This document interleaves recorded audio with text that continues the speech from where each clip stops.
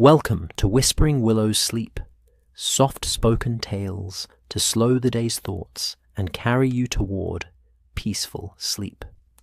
Before we begin, tell me where in the world you're listening from tonight, and, if you wish, what's on your mind.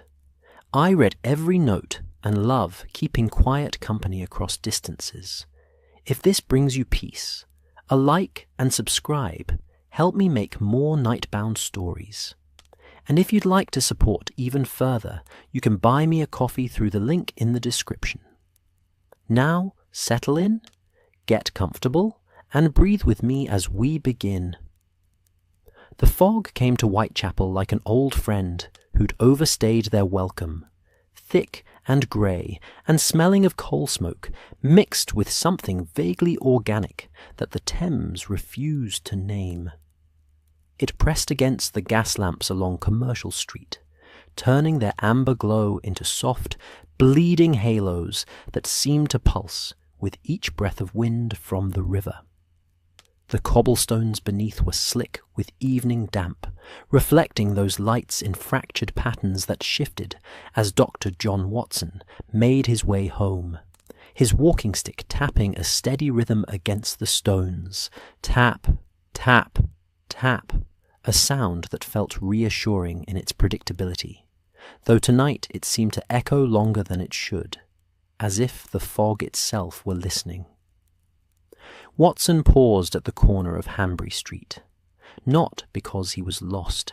He knew these streets well enough by now, had walked them often enough in his years alongside Holmes, but because something in the air had changed, a quality to the silence, perhaps, or rather, the absence of the usual sounds. No distant laughter from the public houses, no arguments spilling from tenement windows, no crying children or barking dogs, just the fog, and his walking stick, and somewhere far off, the low, mournful toll of a church bell marking the hour. 7 chimes. Early evening, though the darkness suggested midnight. He adjusted his collar against the chill, and noticed, for the first time, that his breath misted before him in small clouds that joined the greater fog almost immediately, as if eager to belong to something larger than themselves. The cold had teeth tonight, but it was an October cold, the kind that reminded you that winter was coming but hadn't quite arrived yet, still holding a hint of autumn's decay in its bite. Leaves, long since fallen, had turned to mulch in the gutters, releasing an earthy scent that mingled with the smoke and the Thames. And something else, something copper-bright and unsettling, that Watson, with his medical training, recognized instantly as blood. Not fresh blood, old blood, the kind that had seeped into wood or stone and dried there, leaving only its ghost of scent behind. He told himself it was his imagination, sharpened perhaps by fatigue. He'd spent the day at his practice, treating the usual ailments of London's poor: consumption, rheumatism, infected wounds that wouldn't heal in the damp. But the smell persisted, and, with it, came a prickling awareness at the base of his skull that he'd learned to trust during his years in Afghanistan. The feeling that said, "Pay attention. Something here is wrong." A door opened somewhere down the street, spilling yellow light and the smell of boiled cabbage onto the pavement. Watson turned toward it instinctively, and in doing so caught sight of a woman hurrying past, her shawl pulled tight around her shoulders, her eyes downcast. She was young, perhaps 20, with the hollow-cheeked look of someone who knew hunger as an intimate companion. She didn't look at Watson, didn't acknowledge his presence at all, but as she passed, he heard her whisper something under her breath. 2 words, spoken like a prayer or a curse. "It's back." Watson opened his mouth to ask what she meant, but she was already disappearing into the fog, her footsteps quick and light against the cobblestones, fading to nothing within moments. He stood there, walking stick still raised mid-stride, feeling oddly foolish and oddly unnerved in equal measure. It's back. What was back? And why had those two words been enough to drain the colour from her face and put that particular quality of fear in her voice? Not surprise, but recognition. The fear of something expected, something known. He continued walking, but slower now, his medical mind cataloguing details with the methodical precision Holmes had both admired and mocked over the years. The street was too quiet, the fog was too thick, and now that he was paying attention, he noticed other signs. Windows that should have been lit at this hour were dark. A shop that usually stayed open until 8 had closed early, its shutters drawn tight. A group of children who'd been playing in the street that morning were conspicuously absent. Whitechapel had always been a place of poverty. Yes, and crime, certainly. Watson was under no romantic illusions about the East End. But it had also been a place of life, of stubborn, grimy, determined survival. Women hanging washing between buildings. Men gathering outside public houses, sharing cigarettes and complaints. Street vendors calling out their wares. The constant churning humanity of people who refused to be ground down entirely by circumstance. Tonight, it felt abandoned. Or rather, it felt like a place in hiding. Watson turned onto Wentworth Street and found himself walking past the market stalls that lined it, most already packed away for the evening. A few stragglers remained. A man selling roasted chestnuts from a small cart, the coals beneath glowing orange in the gloom. An old woman with a basket of wilted flowers that no one would buy. Watson nodded to them both, received no acknowledgement, and continued on. The chestnut seller was staring into the fog with the fixed intensity of someone watching for something specific.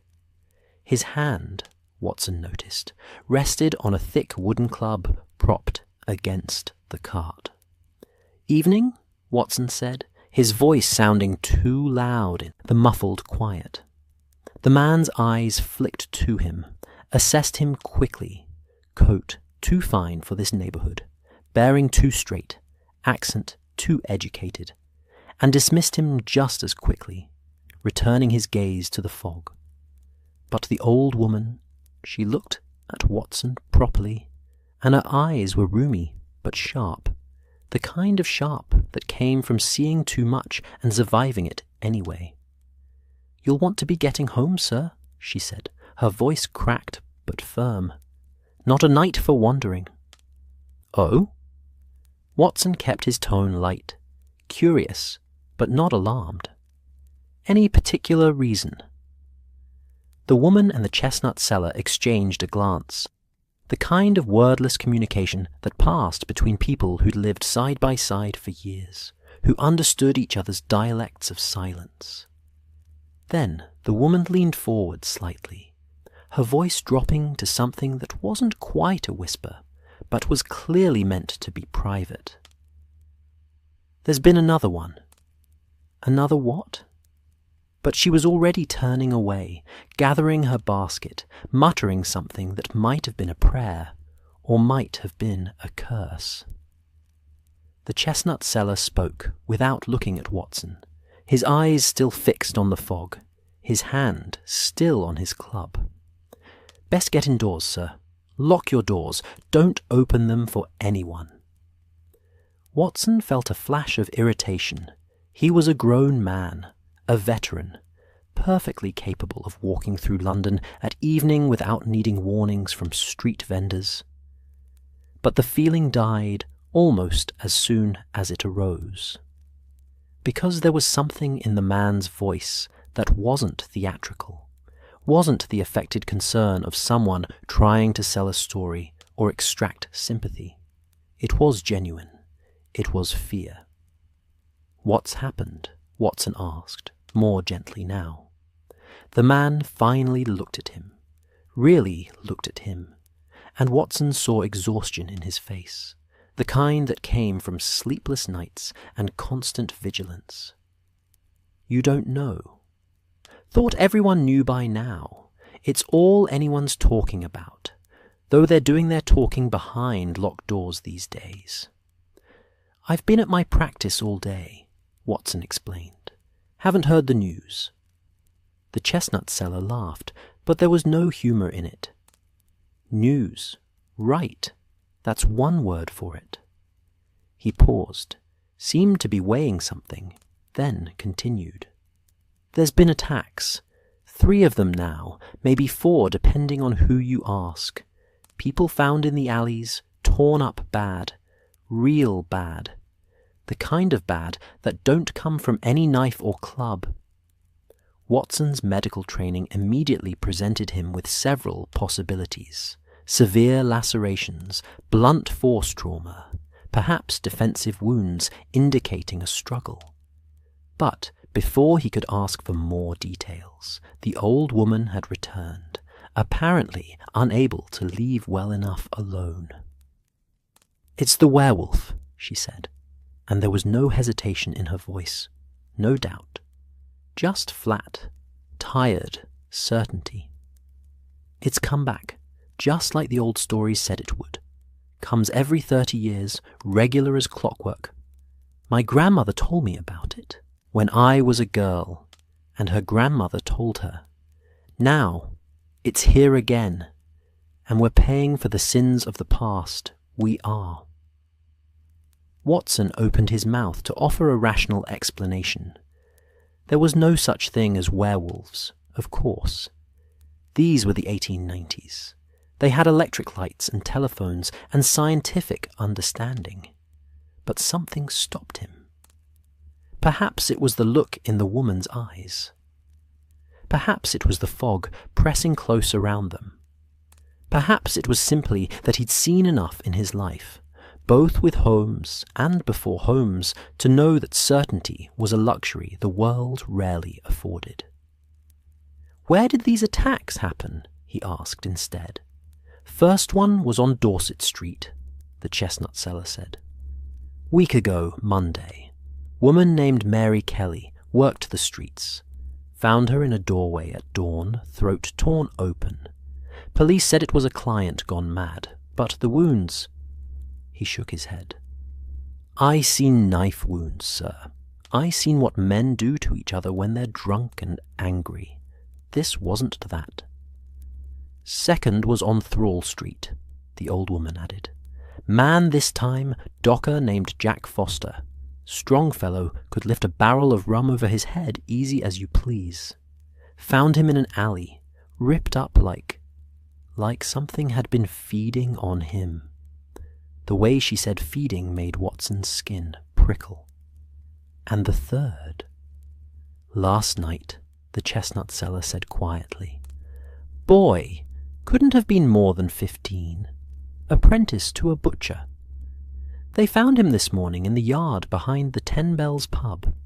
His master identified him by his boots, because there wasn't much left of his face." Silence fell between them then, heavy and cold. Watson found himself thinking of his service in Afghanistan, of field hospitals and battlefield wounds, of the things the human body could survive and the things it couldn't. He thought of infection and blood loss and trauma, of the fine line between life and death that he'd walked so many times as a doctor. And he thought, despite himself, of the old stories, the folk tales, the legends that persisted in places like Whitechapel, where modernity hadn't quite managed to scrub away the old beliefs. "The police are investigating, I assume?" he asked, forcing his voice back to something professional, something rational. "Police." The chestnut seller spat into the gutter. "Yeah, they're investigating. writing reports, taking statements, doing all the things police do. Lot of good it's doing. Meanwhile, people are scared to leave their homes after dark, shops are closing early, and the streets are empty as a graveyard. Smart thing, the old woman said, is to do the same. Get home, lock your doors, stay inside. It hunts at night, see? Always at night, when the fog's thick and the moon's hidden. Won't find you indoors, can't cross a threshold uninvited. That's what the old stories say. Watson wanted to point out that whatever was doing this, and he had no doubt it was a person, a human being, probably disturbed, and certainly violent, had no supernatural restrictions on its movements. But the woman was already shuffling away, and the chestnut seller was dousing his coals, clearly intent on packing up despite the early hour. Watson continued on toward Baker Street, but his mind was churning now, turning over what he'd heard. 3 attacks, possibly 4. Victims of different genders and ages. Severe trauma, described in terms that suggested tearing rather than cutting. The attacks happening at night, in fog, in the narrow alleys of Whitechapel where visibility would be poor and escape routes limited. A pattern, perhaps, or simply opportunity. And then there was the word the woman had whispered as she passed him. It's back. As if whatever was doing this had done it before. As if there was history here, a cycle, a story that repeated itself. He turned onto a better lit street and found himself face to face with a lamppost that had been plastered with notices. Most were the usual. Advertisements for patent medicines, warnings about pickpockets, announcements of public meetings. But one, newer than the others, and printed on cheap paper that was already starting to curl in the damp, caught his eye. Warning to the citizens of Whitechapel. The beast has returned. 3 souls taken. How many more before? Action is taken. The police turn blind eyes, while good Christians are slaughtered. Arm yourselves. Trust no one. Stay indoors after dark. Remember, the wolf walks among us. The text was surrounded by crude woodcut illustrations. A wolf's head with human eyes, a full moon, what might have been claw marks or might have been hasty artistic flourishes. At the bottom, in smaller text, printed and distributed by the Whitechapel Vigilance Committee. God save us all.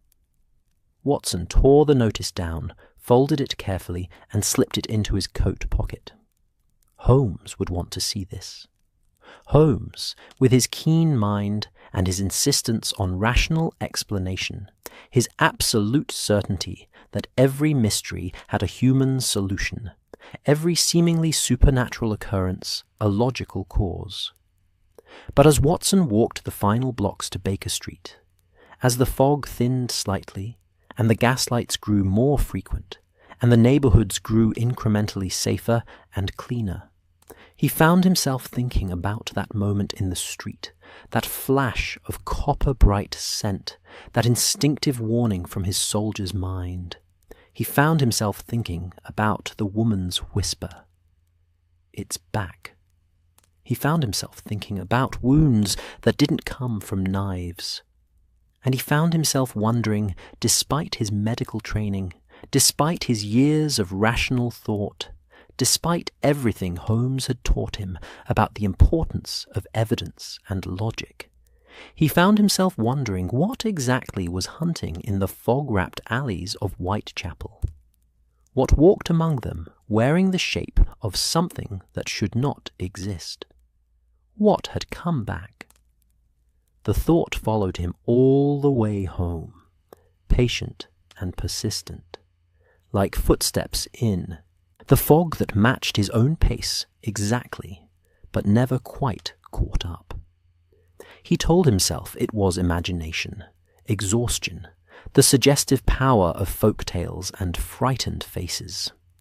He told himself that tomorrow, in the daylight, over breakfast with Holmes, all of this would seem perfectly ordinary, perfectly explainable. He told himself many things. But when he reached 221B Baker Street and climbed the familiar stairs to their sitting room, he locked the door behind him with more care than usual, and checked the windows before he settled into his chair and found himself listening to the sounds of the night, with an attention that felt less like curiosity and more like vigilance. Outside, the fog pressed against the glass, and London settled into darkness. And somewhere in the maze of Whitechapel's streets, something waited for the hours when even the bravest souls sought the shelter of walls and doors and the fragile comfort of locks that might or might not hold against the things that prowled the Victorian night. Morning came to Baker Street, the way it always did, with the gradual softening of darkness into grey, then the slow burn of amber, as sunlight found its way through London's perpetual veil of coal smoke and river mist. Watson woke to the familiar sounds of Mrs. Hudson moving about downstairs, the clink of china and the murmur of her voice as she spoke to someone, the butcher's boy, perhaps, or the postman. And for a moment, in that space between sleep and full consciousness, the previous evening seemed distant and unreal, a story he'd been told rather than experienced. Then he smelled coffee, rich and bitter, and heard the rustle of newspapers from the sitting room, and knew that Holmes was already awake, already working, already several steps ahead of whatever the day might bring. Watson rose, dressed with the methodical precision of a military man, and emerged from his bedroom to find the sitting room exactly as he'd expected. Holmes, in his mouse-coloured dressing gown, sprawled in his chair with newspapers scattered across every available surface. A forgotten cup of coffee, going cold on the arm of the chair, and that particular quality of focused intensity that meant he'd found something interesting. The fire was already crackling in the grate, Mrs. Hudson having worked her usual magic, and the room held that peculiar combination of warmth and disorder that Watson had come to associate with home. Books stacked haphazardly, chemical apparatus cluttering the desk, the Persian slipper hanging from the mantelpiece, stuffed with tobacco, the violin resting in its case by the window, all of it familiar, all of it reassuring in its chaotic permanence. "Ah, Watson," Holmes said without looking up from the newspaper spread across his lap. "You'll be pleased to know that the coffee is fresh. Mrs. Hudson has brought up eggs and toast, and the Morning Post includes a rather tedious letter from my brother Mycroft about some governmental matter he believes requires my attention. I filed it in the usual location." He gestured vaguely toward the fireplace, where Watson could see the corner of an envelope protruding from beneath the coal scuttle.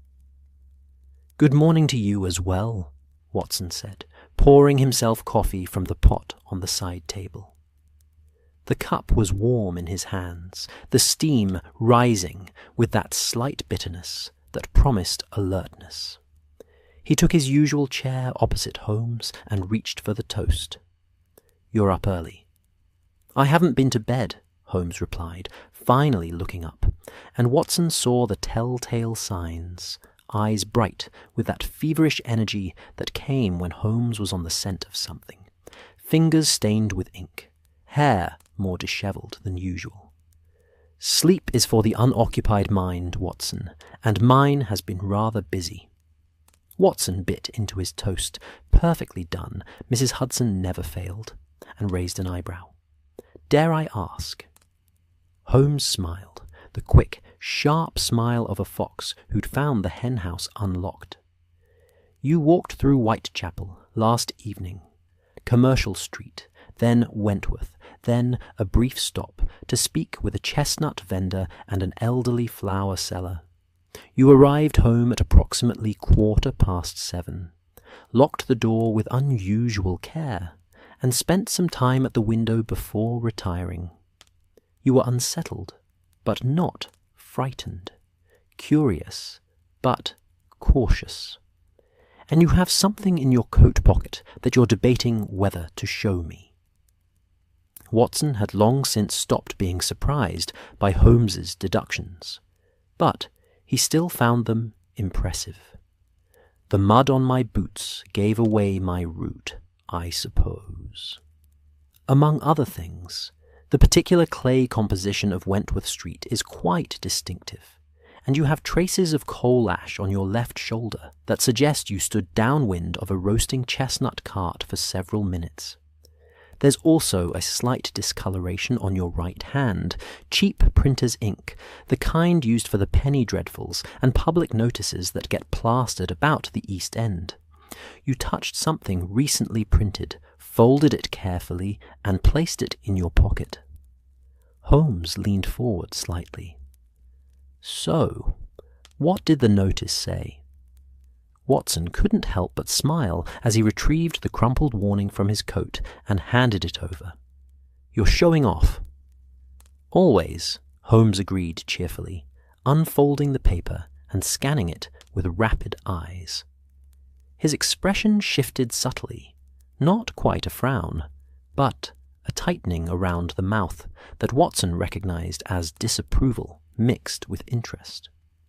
The Whitechapel Vigilance Committee. How very dramatic. The wolf walks among us. Really, the standard of public hysteria has declined considerably since Jack the Ripper. At least those letters had a certain linguistic flair. "You know about the attacks, then?" Watson said. It wasn't quite a question. Holmes gestured to the newspapers scattered around him. "I've been following them with some interest. The first occurred 9 days ago. Mary Ann Kelly, age 28, found on Dorset Street with severe lacerations to the throat and upper body.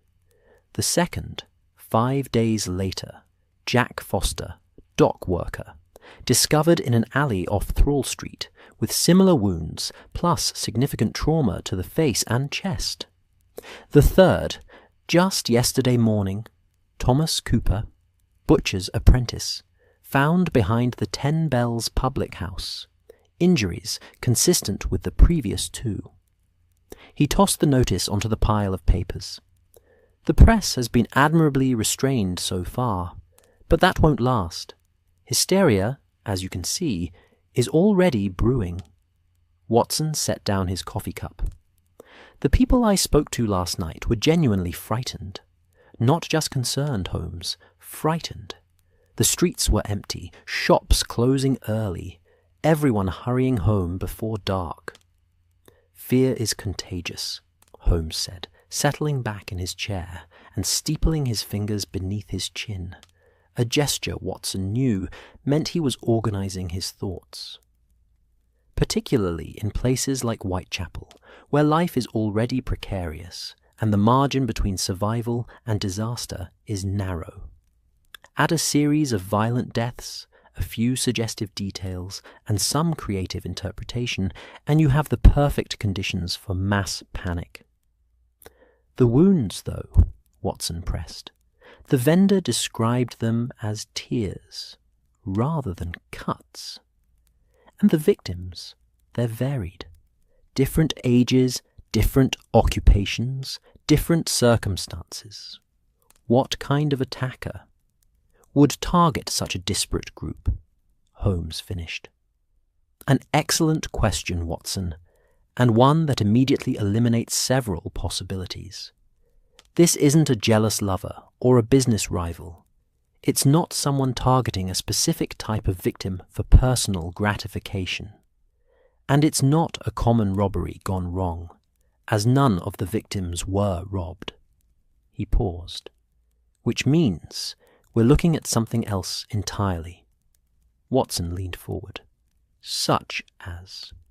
A performance, Holmes said simply. Someone creating a spectacle. Someone who wants attention, who wants fear, who wants... He stopped, eyes distant. Who wants people to believe in monsters? Before Watson could respond, there was a heavy tread on the stairs, followed by Mrs. Hudson's voice, patient, but firm.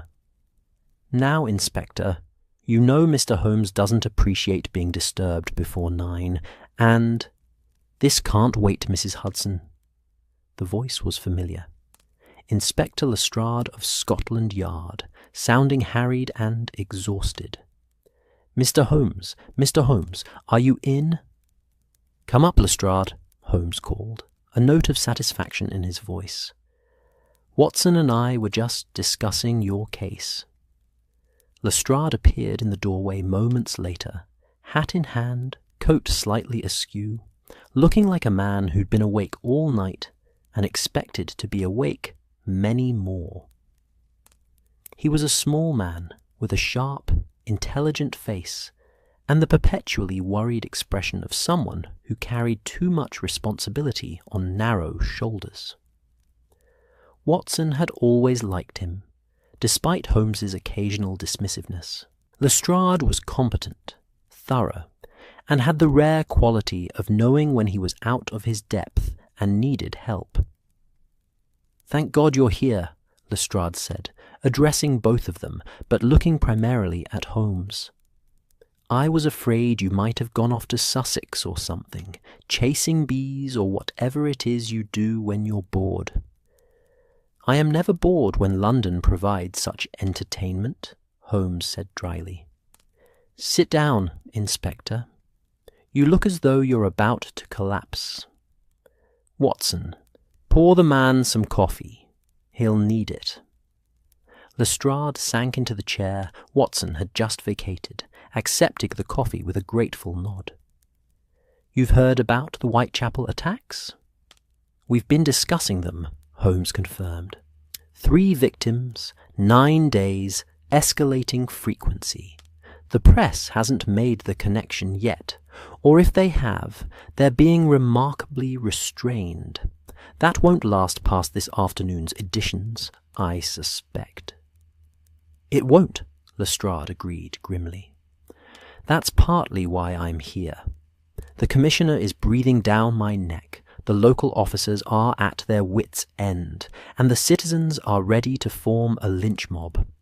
I've got vigilante committees printing notices, pub owners buying shotguns, and half the population convinced we've got a werewolf prowling the streets." "Werewolf," Holmes repeated, and something flickered across his face. Amusement, perhaps, or contempt. How delightfully medieval. "Mock all you like, Mr. Holmes, but when people are this frightened, they do stupid things. Dangerous things. Last night someone took a shot at a stray dog they thought was the beast. Hit a lamppost instead, thank God, but it's only a matter of time before someone gets hurt." Lestrade set down his cup with a sharp click. "I need your help. Officially." Holmes was quiet for a moment, his fingers still steepled, his eyes fixed on something only he could see. "Tell me about the wounds." Lestrade glanced at Watson, then back to Holmes. "Dr. Phillips did the examinations. Said they were unusual. Deep lacerations, 4 parallel marks in most cases, consistent with some kind of clawed implement. But the depth and the angle varied, suggesting either multiple weapons or..." He trailed off. "Or something organic," Watson finished quietly. "Something that moves, that adjusts, that strikes with the irregularity of a living thing, rather than the precision of a tool." Lestrade nodded. "That's what Phillips said. He's seen knife wounds, saw wounds, even wounds from farm implements. Says these are different. More savage." Holmes stood abruptly, moving to the window and staring out at Baker Street with his hands clasped behind his back. The morning light caught the sharp angles of his face, making him look like a hawk contemplating prey. And the pattern of the attacks, the locations, all within a quarter-mile of each other, Lestrade said, pulling a small notebook from his coat. All in alleys or enclosed spaces. All at night, between midnight and 4 in the morning. All discovered at dawn or shortly after. Witnesses? None who saw the actual attacks, but several people reported hearing sounds, growling, snarling, what one woman described as the cry of something not quite animal and not quite human. Lestrade's voice was carefully neutral, but Watson could hear the strain beneath it. "This woman," Holmes said, turning from the window. "I'll want to speak with her." "I can arrange that. I can arrange interviews with everyone who's reported anything unusual." Lestrade leaned forward, and Watson saw the desperation in his face. "Will you take the case, Mr. Holmes, please, before this gets worse?" Holmes was silent for a long moment, his gaze distant, his mind clearly racing through possibilities, sorting data, constructing theories. Then he smiled, and it was the smile Watson had learned to recognize, the smile of a man who'd found a puzzle worth solving. "Of course I'll take it," Holmes said. "How could I resist? A killer creating theatrical murders to convince London's population that werewolves exist. It's absurd, it's elaborate, and it's exactly the sort of thing that makes life interesting." He moved back to his chair, that nervous energy suddenly focused and directed. "But understand this, Lestrade. Whatever is happening in Whitechapel, it isn't supernatural. There are no werewolves, no curses, no beasts from folklore. There's a human being, almost certainly male, probably with medical or anatomical knowledge, creating an illusion of the monstrous. Our job is to strip away that illusion and reveal the man beneath." "Medical knowledge?" Watson asked, his professional interest piqued. "The precision required to create wounds that look organic but are actually calculated? Yes, I think so. Someone who understands anatomy, who knows how tissue tears, how blood flows, how the human body responds to trauma." Holmes began pacing, a sure sign his mind was fully engaged. Someone theatrical, certainly. Someone with a flair for drama and an understanding of mob psychology. Someone who knows that fear is more powerful than fact, and that people will believe in monsters if you give them just enough evidence to justify their belief. Lestrade stood, looking considerably more hopeful than when he'd arrived. "When can you start?" "Immediately.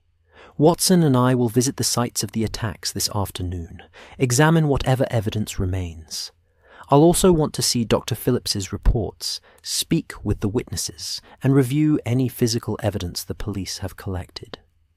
Holmes stopped his pacing and fixed Lestrade with a sharp look. "And Inspector, tell your constables to be discreet. If our killer learns we're investigating, he may alter his pattern or go to ground. I'd prefer to catch him in the act of creating his next werewolf attack than to have him vanish into London's 8 million souls." "I'll make sure they know," Lestrade promised, heading for the door. Then he paused, looking back. "Mr. Holmes, thank you, truly." After Lestrade's footsteps had faded down the stairs, Watson stood and moved to stand beside Holmes at the window. Below, Baker Street was coming to life. Delivery carts, morning pedestrians, the ordinary bustle of London waking to another day. "You're very certain it's not," Watson began, then stopped, feeling slightly foolish. "Not what, Watson? A werewolf?" Holmes's voice was gentle, almost kind. "My dear fellow, you're a medical man. You've seen the human body in all its variations and vulnerabilities. You know as well as I do that transformation into an animal is biologically impossible.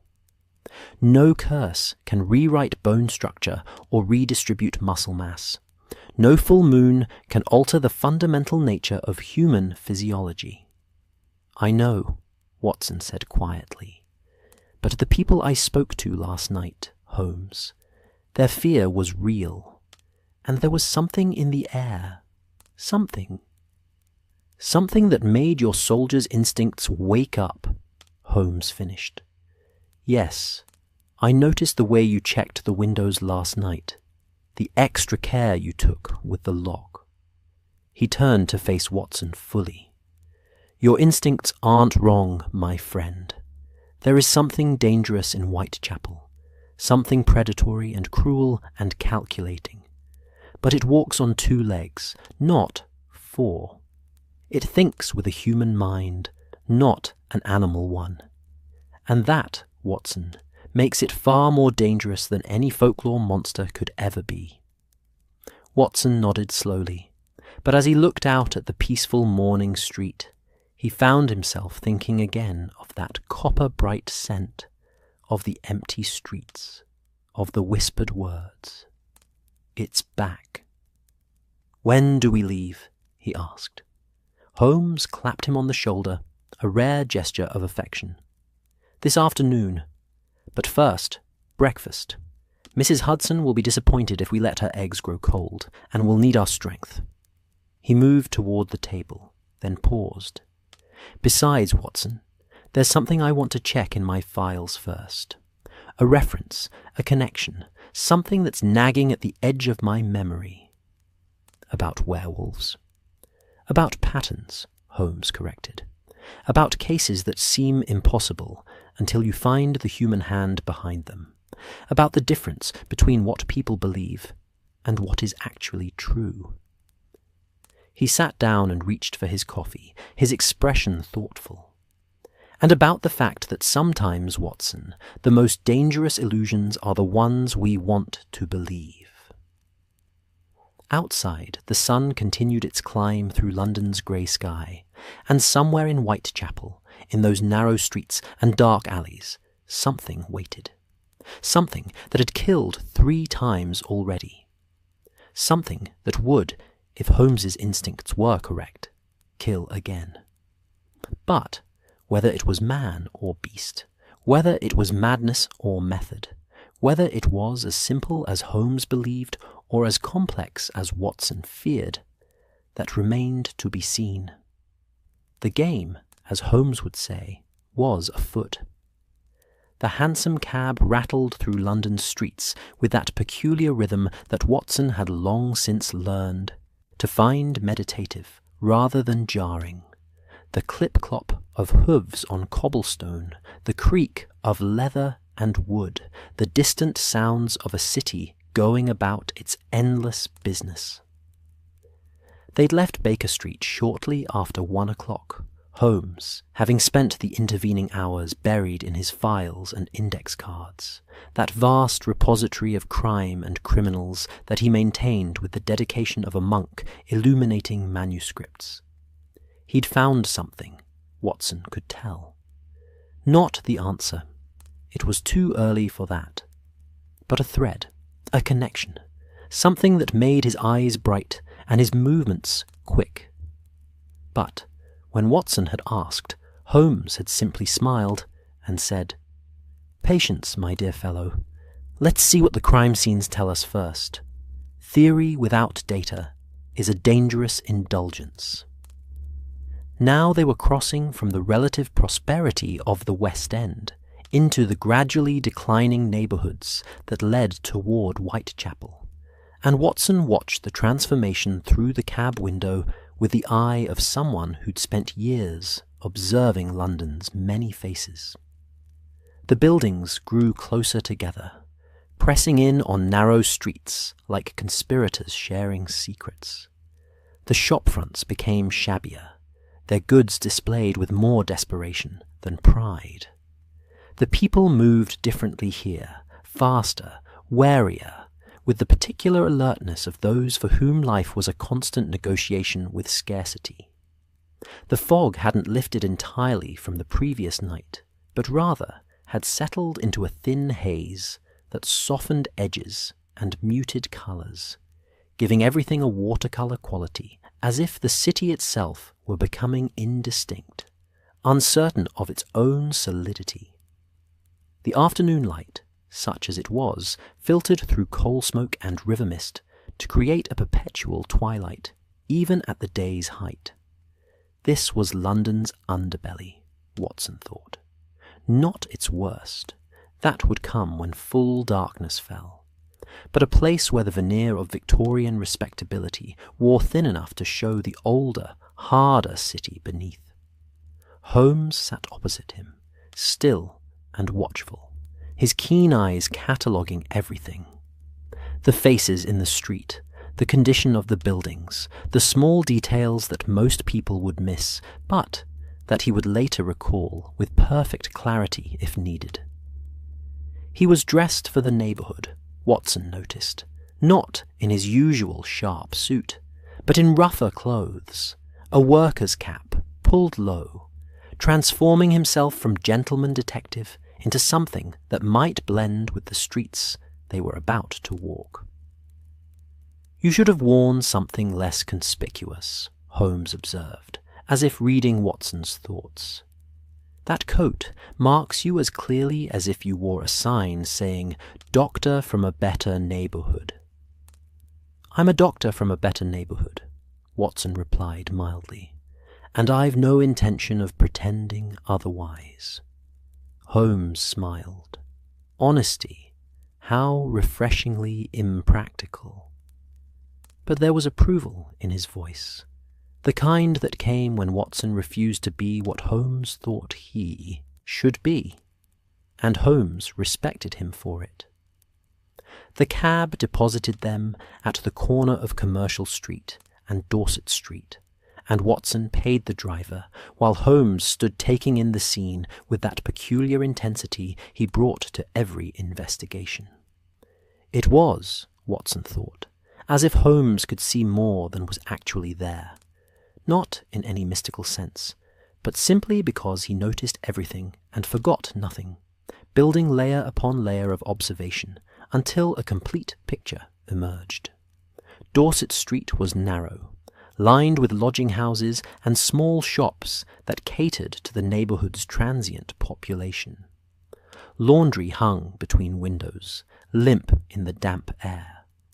A thin cat picked its way along a windowsill with the careful precision of an animal that had learned to find food in unlikely places. The street smelled of boiled cabbage, coal smoke, cheap gin, and something organic and vaguely sweet that Watson's medical training identified as the scent of too many people living in too small a space with insufficient sanitation. The first victim, Mary Ann Kelly, was found there, Holmes said, pointing to a doorway halfway down the street. According to Lestrade's report, she was discovered at approximately 5:30 in the morning by a milkman making his rounds. She'd been dead between 3 and 5 hours, suggesting the attack occurred sometime between midnight and 2. They approached the doorway together, Holmes slightly ahead, his movements now taking on that quality of focused attention that Watson recognized from countless previous investigations. The doorway itself was unremarkable, wooden, paint-peeling, leading into one of the many lodging houses that dotted the area. But on the threshold, if Watson looked carefully, he could see dark stains that water and scrubbing hadn't entirely removed. Blood, dried to a rusty brown. Holmes knelt beside the stains, producing a magnifying glass from his coat pocket and examining them with minute attention. Watson stood guard, as he'd done so many times before, keeping casual watch on the street while Holmes worked. A few people passed. A woman with a marketing basket, 2 children playing some complicated game involving string and buttons, an old man pushing a cart of rags, but none paid them particular attention. In Whitechapel, people had learned to mind their own business. "Interesting," Holmes murmured, still examining the stains.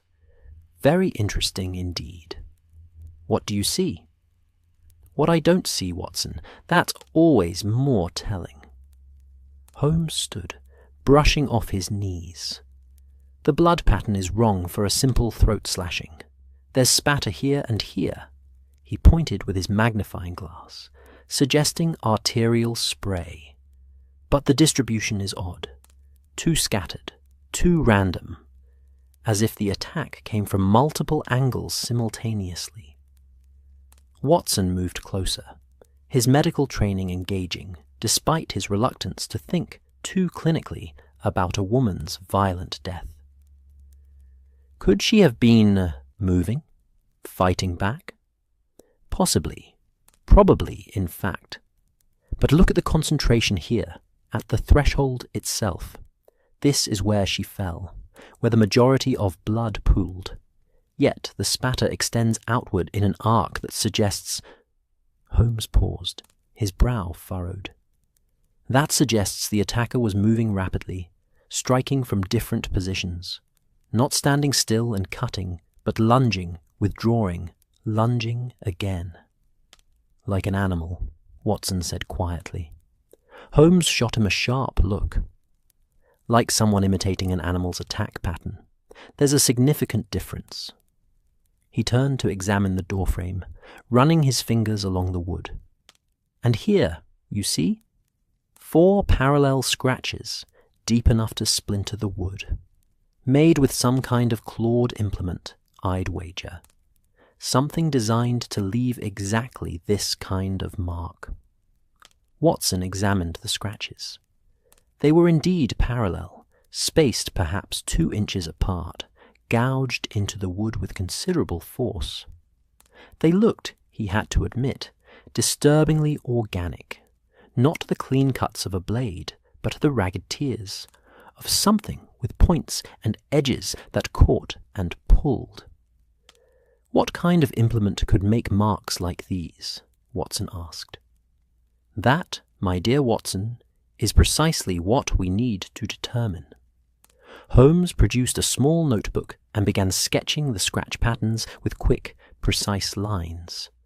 "But notice the depth and angle. Whoever made these had significant strength and was willing to expend considerable energy on what is, essentially, theatrical detail. The scratches serve no practical purpose in killing the victim. They're there purely to create an impression." They moved on to the second site, the alley off Thrall Street, where Jack Foster had been found. It was a narrow passage between 2 buildings, barely wide enough for 2 men to walk abreast, dark even in afternoon light, with walls that seemed to lean inward, as if trying to close the gap entirely. The ground was slick, with something that might have been water, or might have been the runoff from the building's inadequate drainage, and the smell was worse here, confined, concentrated, the accumulated scent of urban decay. "He was found here," Holmes said, stopping at a point, perhaps 15 feet into the alley. "A large man, according to reports. Strong, accustomed to physical labor. Not someone who could be easily overpowered by conventional means." Watson looked around the narrow space, trying to imagine the scene. How would someone even approach him in here? There's barely room to maneuver, let alone fight. Exactly. Holmes was examining the walls now, his magnifying glass moving slowly across the brick. Foster would have seen anyone coming from either direction, unless... He stopped, pointing upward. Watson followed his gaze and saw what Holmes had noticed. A drainpipe running down the side of the building, and above it, a small window with a broken shutter hanging askew. "From above," Watson breathed. "The attacker came from above. Or wants us to think he did." Holmes was smiling now, that sharp, predatory smile that meant he was several steps ahead of the evidence. "Look at these bricks, Watson. Recent scraping along the mortar, consistent with someone, or something, using the wall for purchase. And here, on the drainpipe, fresh scratches in the metal." He moved to the spot where Foster's body had been found, and Watson saw more of those dark stains, more of that terrible evidence of violence. But there was something else too. Marks on the ground itself, scratched into the muck and grime as if something had been dragged. "He tried to crawl away," Holmes said quietly, his voice losing some of its analytical detachment. "After the initial attack, he tried to reach the street, didn't make it more than a few feet." The image that conjured was brutal, and Watson found himself thinking of Foster as Lestrade had described him. A strong man, a worker, someone accustomed to physical challenge. And he'd been reduced to crawling through an alley, dying in the muck, alone in the darkness. "Holmes," Watson said carefully, "I know you believe this is all theatre, all calculated effect. But whoever's doing this, the savagery required, is entirely human," Holmes finished, but his voice was gentler than Watson expected. "Never doubt that, my friend. Humans are capable of extraordinary cruelty when they choose to be. No werewolf required." He stood, brushing off his hands. "But you're right, that the level of violence is significant. This isn't a killer who strikes quickly and efficiently. This is someone who wants to create fear through the nature of the wounds themselves." They emerged from the alley into the relative openness of Thrall Street, and Watson found himself breathing more easily, though whether that was relief at leaving the confined space or simply a psychological response to the evidence of violence they'd just examined, he couldn't say. The third site, behind the Ten Bells public house, was different in character, but similar in effect. The pub itself was a solid brick building that had stood for over a century, its walls thick with smoke and time, its windows glowing amber even in afternoon light, with the promise of warmth and gin and temporary forgetfulness. Behind it was a small courtyard, used primarily for deliveries and storage, enclosed on 3 sides by buildings, and on the 4th by a low wall that separated it from the street. The boy, Thomas Cooper, had been found here at dawn, and even now Watson could see signs of the police investigation, chalk marks on the cobblestones, areas where the ground had been disturbed by many feet, the general disruption that accompanied violent death in a public space.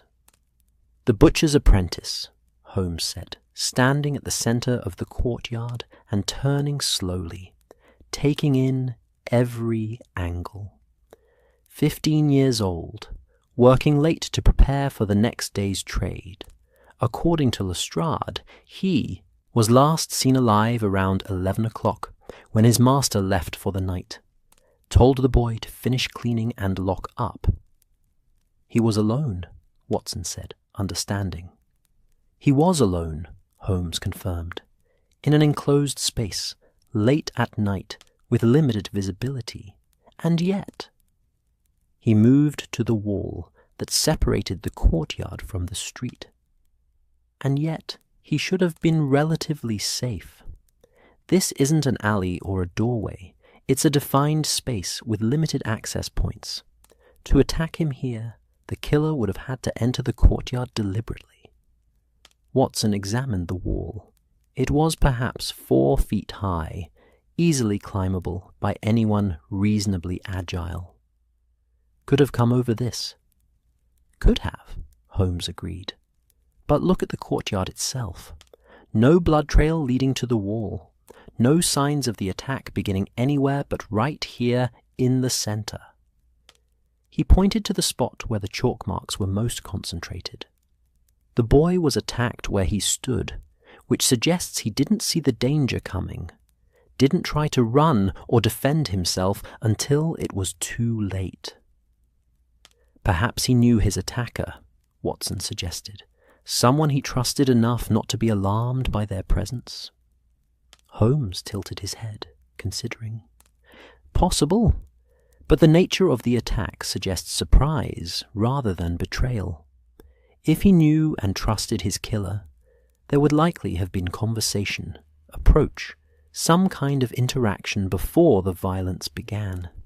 Instead, all evidence suggests the attack was sudden and overwhelming. They spent another 20 minutes examining the courtyard, Holmes making notes and sketches while Watson tried to piece together the sequence of events in his mind. A boy alone in the darkness, finishing his work. The sound of footsteps, perhaps, or no sound at all. Then sudden violence, brutal and efficient, leaving him dead in the place where he'd worked, where he'd been doing nothing more dangerous than his duty. As they prepared to leave, an elderly man emerged from the back door of the 10 Bells, wiping his hands on a stained apron. He had the weathered look of someone who'd spent a lifetime serving drinks and hearing confessions, his face lined with the accumulated wisdom of observing human nature at its worst and occasionally at its best. "You're the detectives," he said. It wasn't a question. Holmes nodded. "Sherlock Holmes. This is Dr. Watson. You're the publican?" "Martin Graves. 30 years I've kept this place." He looked at the chalk marks on the ground, his expression heavy. Tommy was a good lad, hard-working, never complained, didn't deserve what happened to him. "No one deserves what's been happening," Watson said gently. Graves looked at him, and Watson saw fear in the old man's eyes, the same fear he'd seen the previous night in the chestnut cellar and the flower woman. "It's the beast, isn't it? That's what they're saying. The werewolf has come back."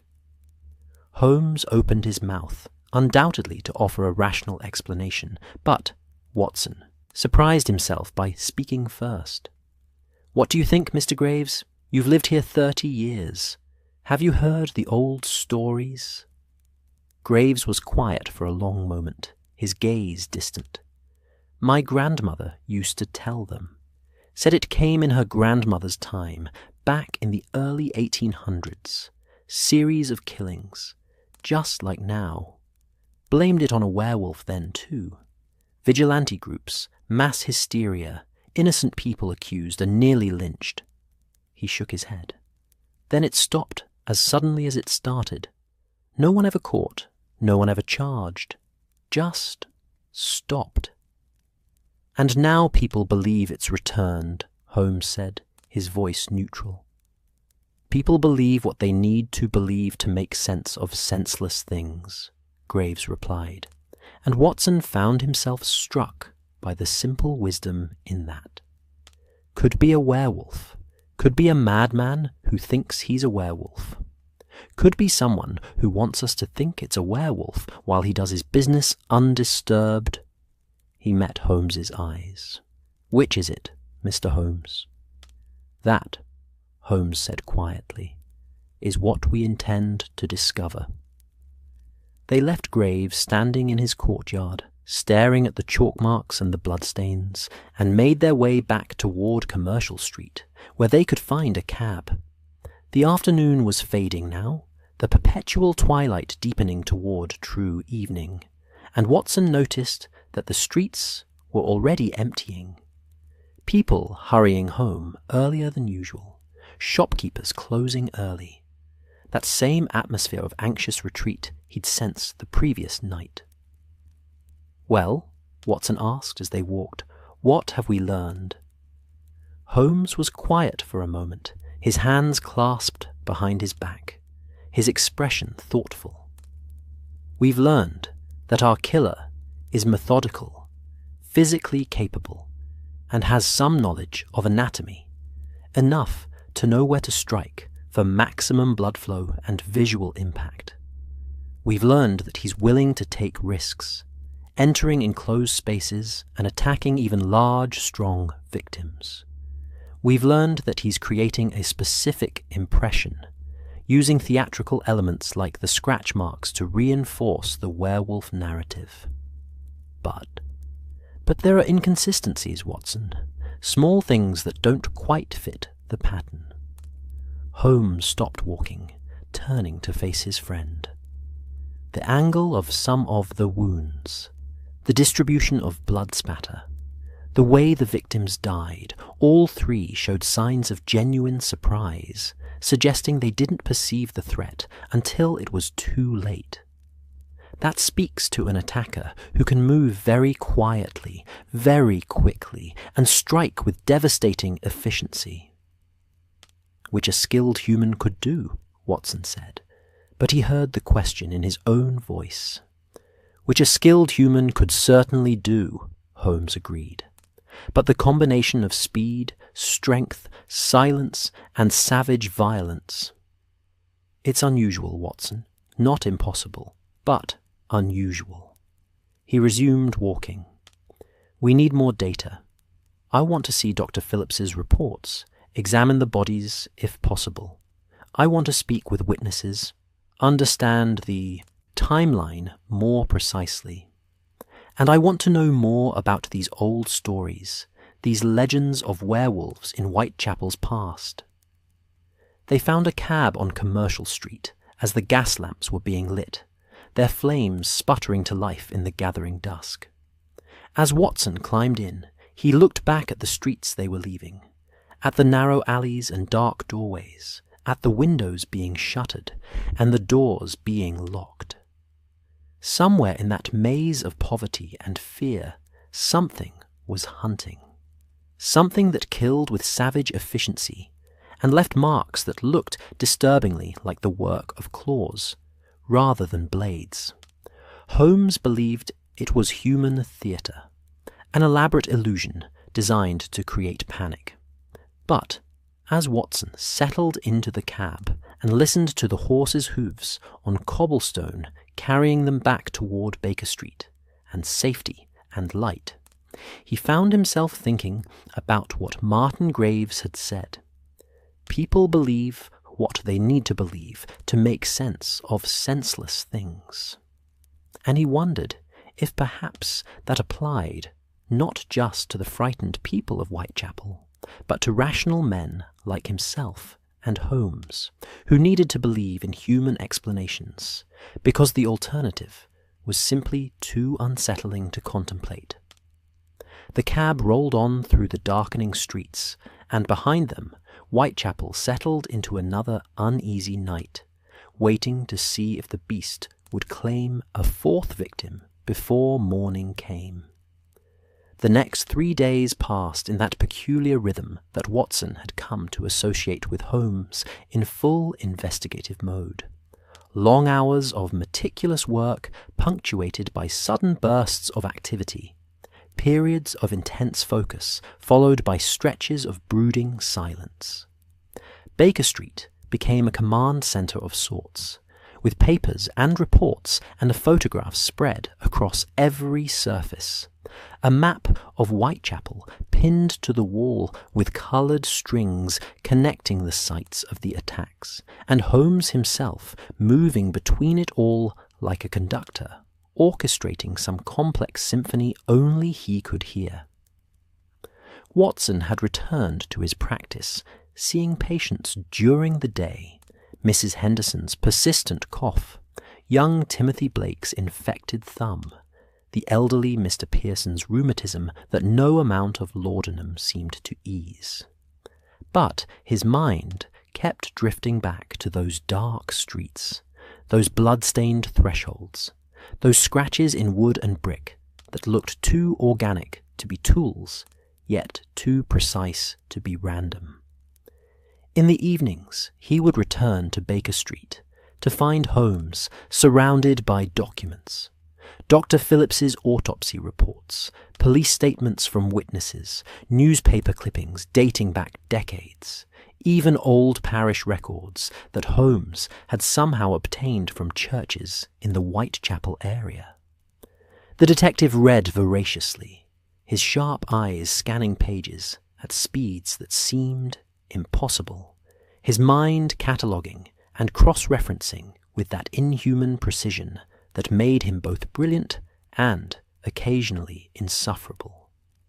On the third evening, Watson arrived to find Holmes bent over a microscope, examining something on a glass slide with such concentration that he didn't acknowledge Watson's entrance for several minutes. When he finally looked up, his eyes were bright with excitement. "Watson, excellent timing. Come look at this."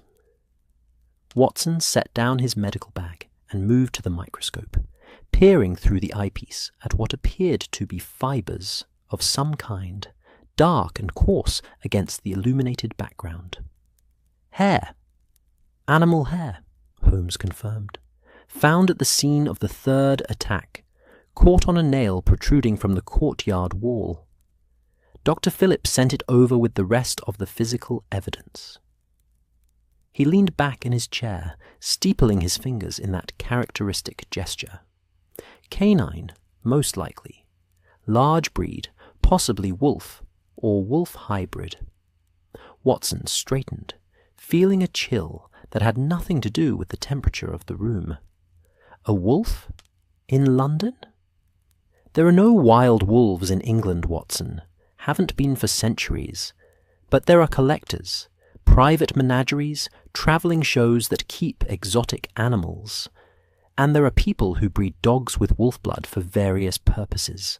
Guarding, fighting, simple novelty." Holmes stood and moved to the window, looking out at the lamplit street below.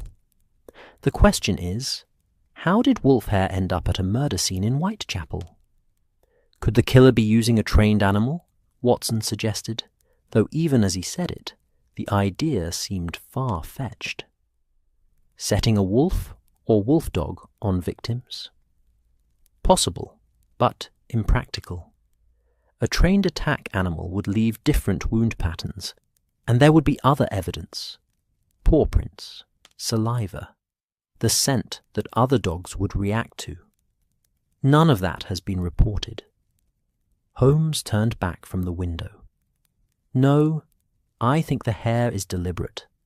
Another piece of theatre, carefully placed to reinforce the werewolf narrative. But where would someone obtain wolf hair in sufficient quantities to plant at crime scenes?" Holmes smiled. "Excellent question, Watson, and one that led me on a rather interesting journey through London's more unusual establishments." He moved to his desk and retrieved a sheet of paper covered in his spidery handwriting. "There are 3 places in London where one might reasonably acquire wolf specimens or parts thereof. The Zoological Gardens, naturally. A taxidermist shop on the Strand, run by a Mr. Augustus Finch. And," he paused for effect, "the private collection of a certain Dr. Cornelius Blackwood, formerly of Guy's Hospital, currently residing in an unmarked laboratory off Bethnal Green." Watson felt his attention sharpen. "Blackwood. Why is that name familiar?" "Because you have an excellent memory for medical scandal," Holmes replied, clearly pleased. "Dr. Cornelius Blackwood was once a rising star in surgical circles. Brilliant, innovative, unorthodox. Studied under Lister, published papers on tissue regeneration and blood transfusion that were considered groundbreaking.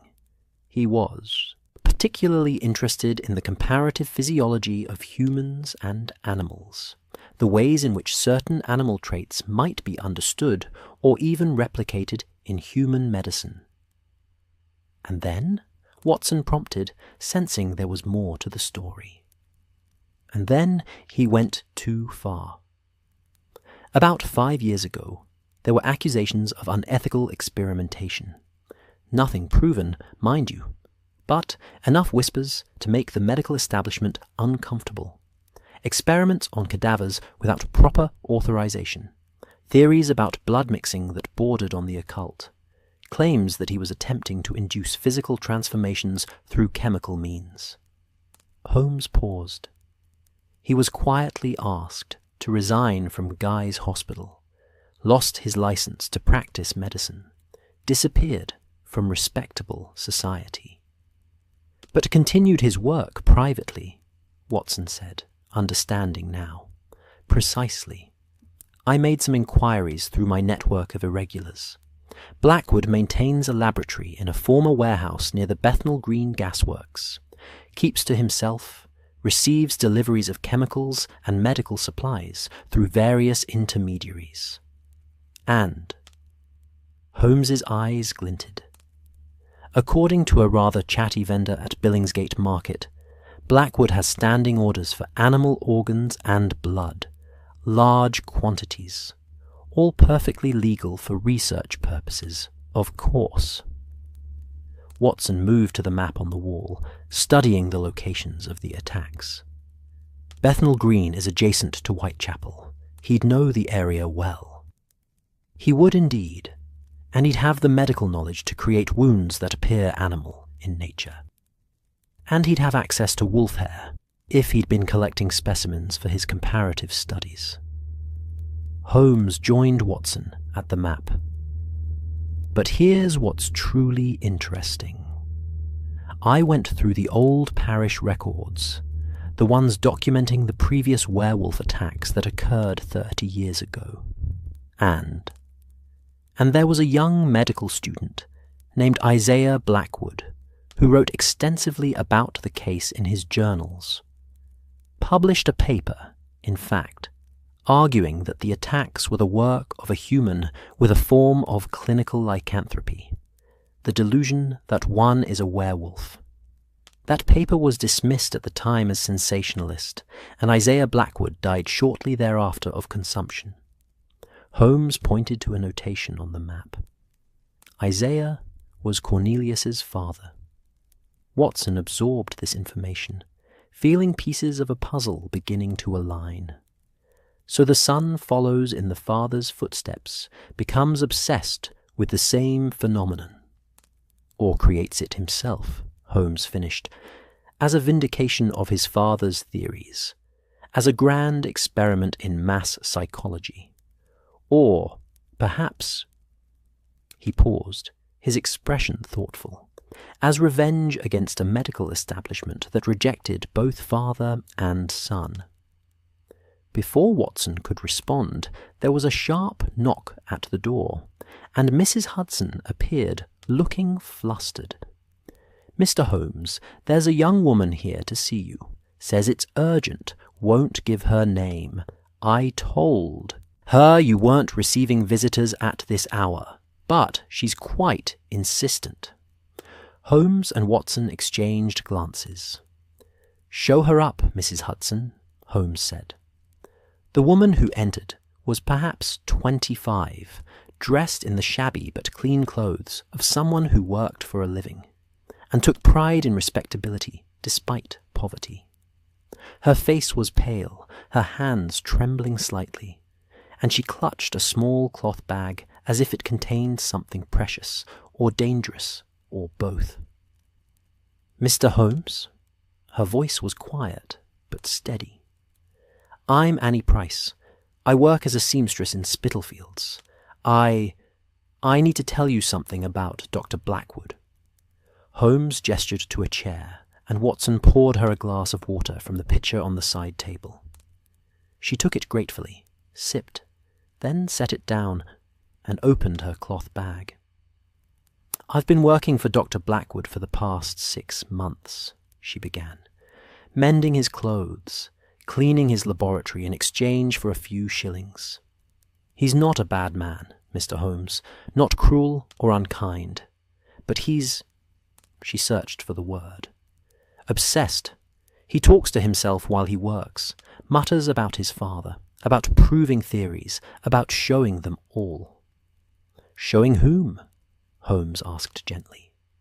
"The doctors who dismissed his father, the medical society that rejected him, Anyone who doubted that, she hesitated, clearly uncomfortable, that men could become beasts. Watson leaned forward. Miss Price, what exactly was Dr. Blackwood working on? She reached into her bag and withdrew a journal, leather-bound and well-worn. I found this yesterday while cleaning. I know I shouldn't have looked, but I was curious, and she handed it to Holmes. I think you need to see it. Holmes opened the journal and began reading, his expression growing more intent with each page. Watson moved to read over his shoulder and felt his own disquiet growing as he scanned the entries. They were dated over the past 3 months and written in a neat, precise hand that somehow made the content more disturbing. Detailed observations about blood chemistry, experiments with animal hormones and glandular extracts, theories about inducing temporary physiological changes in human subjects through careful manipulation of body chemistry, and interspersed throughout angry diatribes about the medical establishment, about narrow-minded thinking, about the need to prove what others refused to believe. One entry, dated 2 weeks before the first murder, made Watson's blood run cold. The proof must be undeniable, not just theories on paper, but demonstration in the flesh. If I can create the appearance of transformation, if I can induce the symptoms and signs that witnesses will interpret as lycanthropy, the medical community will be forced to acknowledge my father's insights. The fear will be real. The evidence will be real. Only the explanation will be subject to interpretation. And in that interpretation lies vindication. Holmes looked up at Annie Price. Where did you find this? In his private study. He keeps it locked, but yesterday the door was ajar. She twisted her hands together. Mr. Holmes, there's something else. The past 3 nights he's been going out. Late, after midnight. He takes a bag with him, returns near dawn. And the morning after each outing. She swallowed hard. There's been another attack.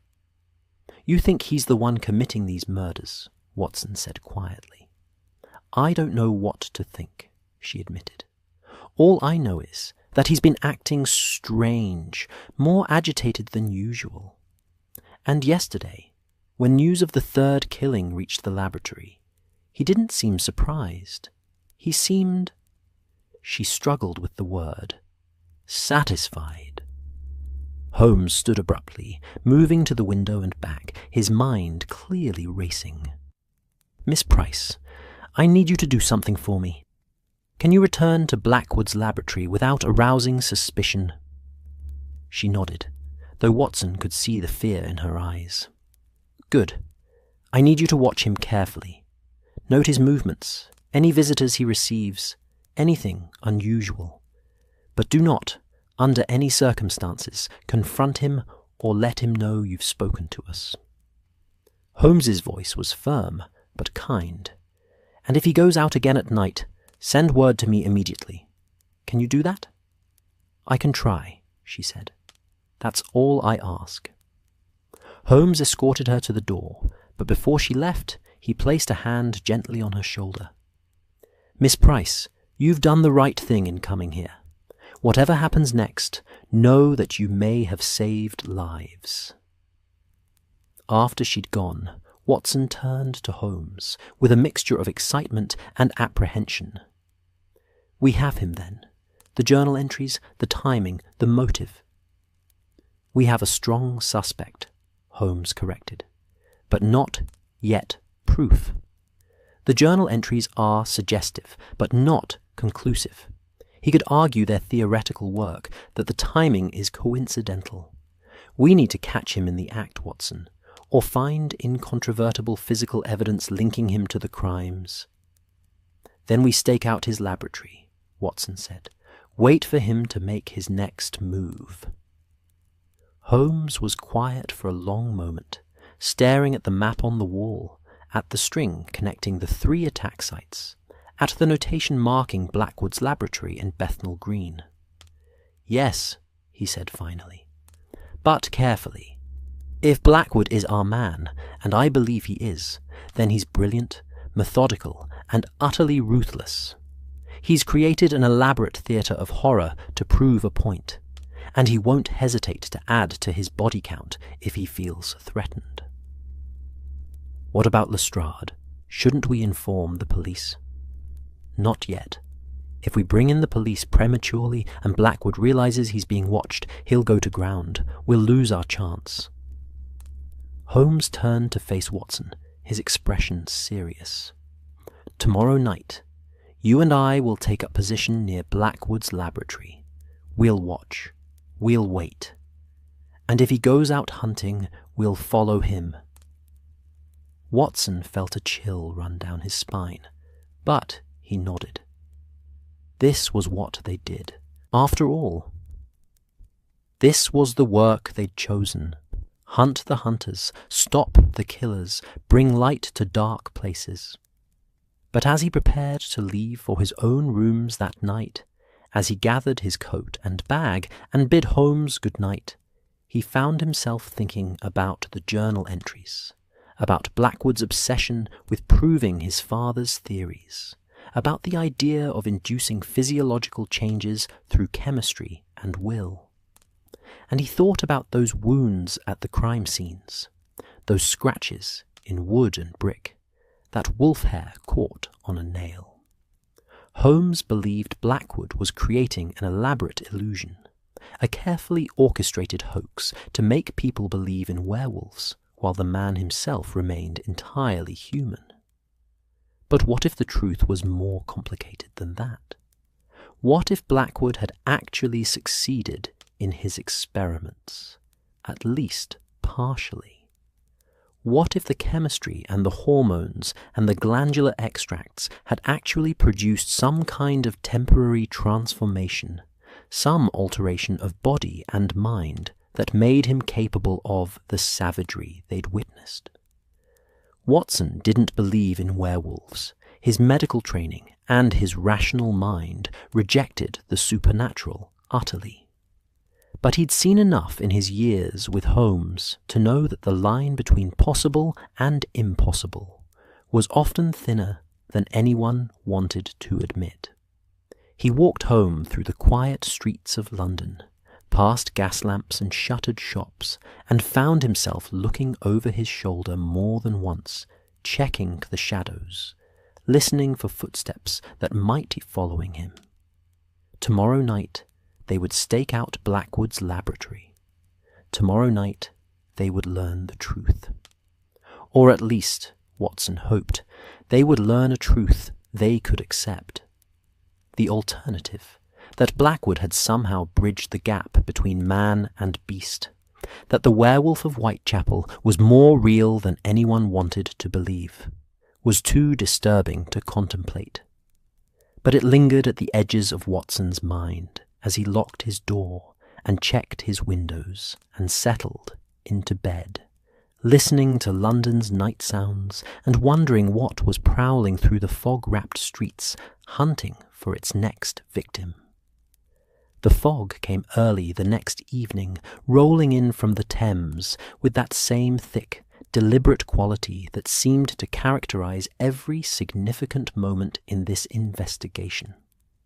Watson stood in the doorway of an abandoned cooperage across from Blackwood's laboratory, his collar turned up against the damp chill, his service revolver a reassuring weight in his coat pocket. Beside him, Holmes was perfectly still, barely breathing, his attention fixed on the warehouse that housed their suspect's private domain. They'd been in position since dusk, watching as the last workers left the nearby gasworks, as the street vendors packed away their wares, as Bethnal Green settled into its uneasy nighttime rhythm. The laboratory itself was housed in a 3-story brick building that had once been a textile warehouse, its Windows mostly dark save for a dim glow on the second floor that suggested candlelight or a low burning lamp. The ground floor entrance was secured with a heavy padlock, but Watson had noted several other possible access points: a side door near the alley, windows on the upper floors, a loading dock that faced the rear. "Patience," Holmes murmured, though Watson hadn't spoken. "He won't move until full dark, if he moves at all tonight." "You think he might not?" "He's killed 3 times in 9 days. That's a rapid escalation, suggesting either increasing confidence or increasing desperation. If he follows the pattern, he's due for another attack soon. But clever criminals often vary their patterns once they sense scrutiny." Holmes shifted slightly, adjusting his position to better see the street. "The question is whether he knows we're closing in." Watson thought of Annie Price, of her promise to send word if Blackwood went out tonight. They'd heard nothing from her, which might mean Blackwood was staying in, or might mean she'd been unable to get word to them, or might mean something worse that Watson didn't want to consider. The street was nearly empty now, just the occasional pedestrian hurrying past with head down and shoulders hunched, everyone eager to be indoors before full darkness fell. The gas lamps cast their amber pools of light at measured intervals, creating zones of visibility separated by stretches of shadow. It was in those shadows, Watson knew, that predators thrived. "Tell me about lycanthropy," Watson said quietly, more to pass the time than because he expected new information. "The medical condition, not the folklore." Holmes glanced at him with interest. "Clinical lycanthropy. It's a recognized delusion, actually. Patients genuinely believe they're transforming into animals, most commonly wolves, though there are documented cases of people believing themselves to be dogs, cats, even birds. The condition often presents alongside other psychiatric symptoms: mania, depression, severe anxiety. Some patients claim to experience physical changes, though these are entirely psychosomatic. Could Blackwood suffer from it? It's possible his father did, or believed he'd observed it in others, which might explain his obsession. But our Dr. Blackwood strikes me as too calculating, too methodical for true delusion. He's not a man who believes he's a werewolf, Watson. He's a man who wants others to believe werewolves exist." Holmes paused. "Though I'll admit, his experiments with animal hormones and blood chemistry suggest an interest in blurring that line between human and animal." Before Watson could respond, the door to Blackwood's laboratory opened. Both men pressed back into the shadows of their hiding place, watching as a figure emerged onto the street. He was tall, perhaps 6 feet, with a lean build that suggested strength rather than bulk. He wore a dark coat and carried a leather bag, the kind doctors used for house calls. His face was partly obscured by the upturned collar of his coat and a broad-brimmed hat, but Watson caught a glimpse of sharp features, a neatly trimmed beard, eyes that moved constantly, scanning the street with what seemed like practiced vigilance. Dr. Cornelius Blackwood.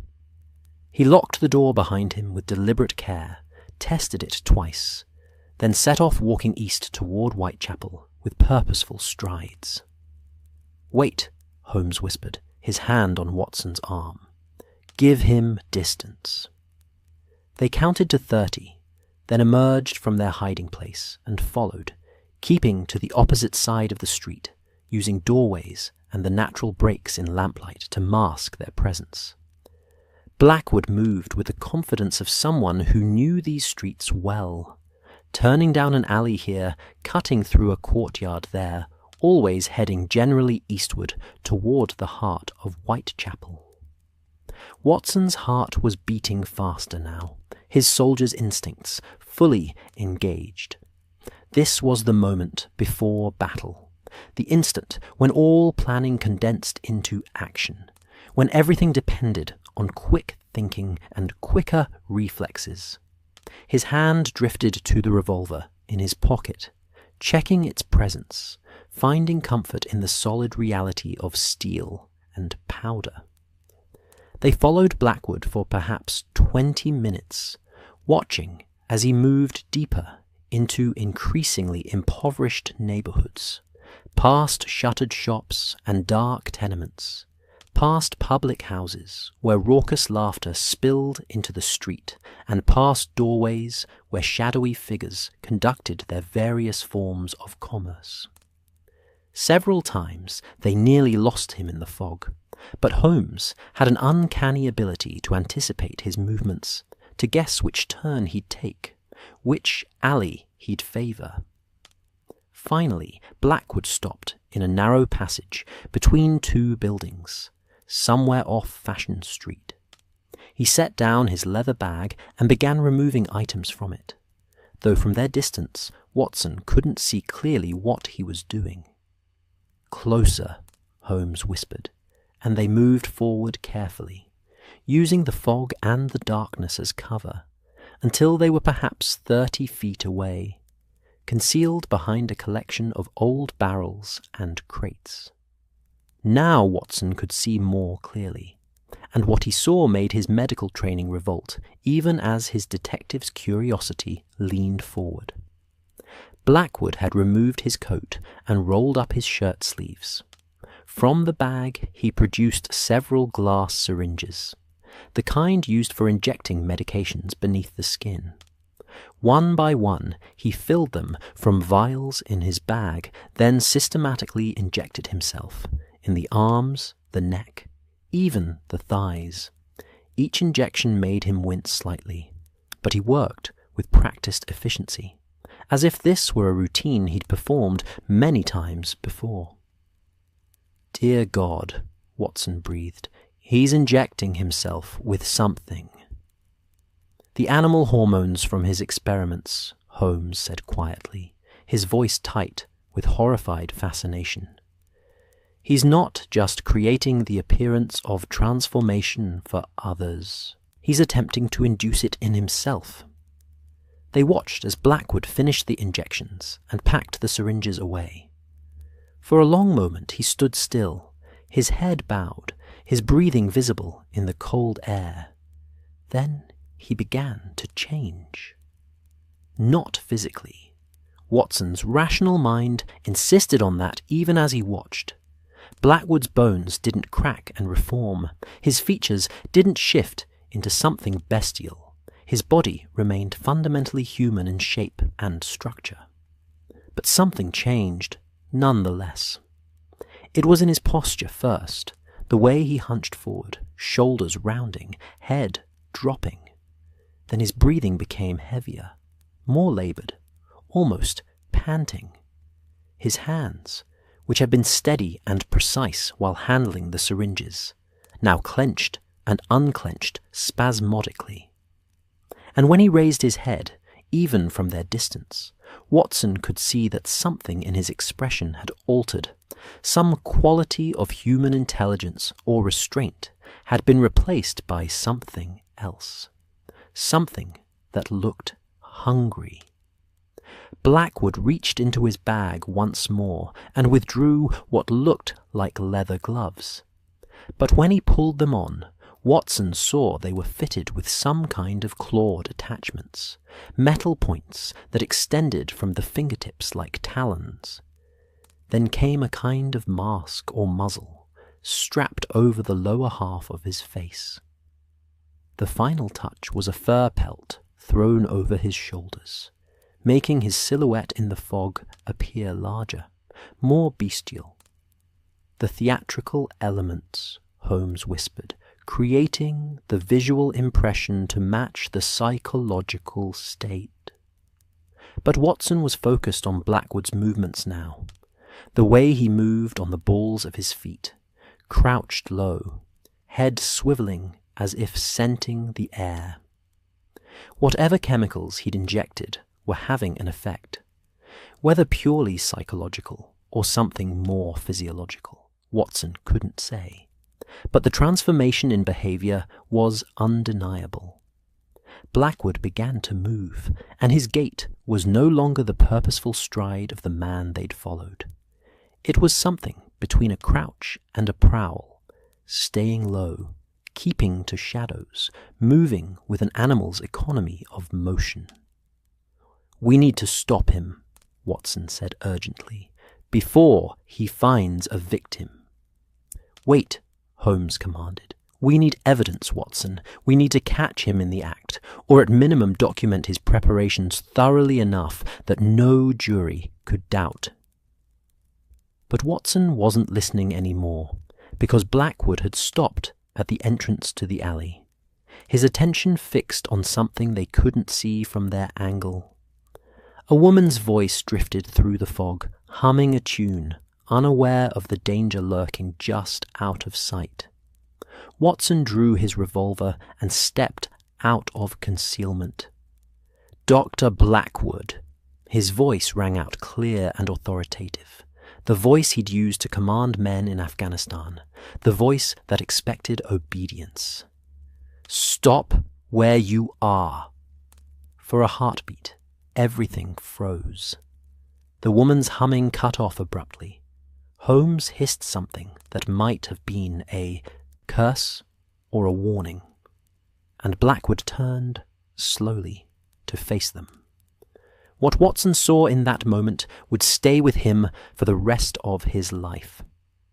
The man, and it was still a man, Watson's rational mind insisted, still human beneath the costume and the chemicals, looked at him with eyes that held no recognition, no human intelligence, just hunger and rage and something wild that seemed to peer out from behind Blackwood's features like a prisoner staring through bars. Then Blackwood moved. He came at them with shocking speed, low and fast, his clawed hands extended. Watson fired once, twice, the shots impossibly loud in the confined space, the muzzle flashes bright in the darkness. He saw at least one bullet strike home. Blackwood jerked, stumbled, but momentum carried him forward, and suddenly they were grappling. Watson trying to keep those clawed gloves away from his throat, while Blackwood snarled behind his mask, making sounds that were disturbingly inhuman. Holmes was there then, his walking stick swinging, catching Blackwood across the shoulders with enough force to stagger him. The three of them went down in a tangle of limbs and coat fabric, rolling in the muck of the alley, fighting with desperate intensity.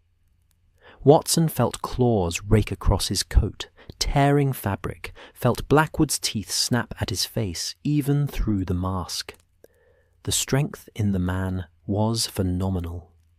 Whether from the chemicals, or from madness, or simply from the desperate ferocity of someone with nothing left to lose, Watson couldn't tell.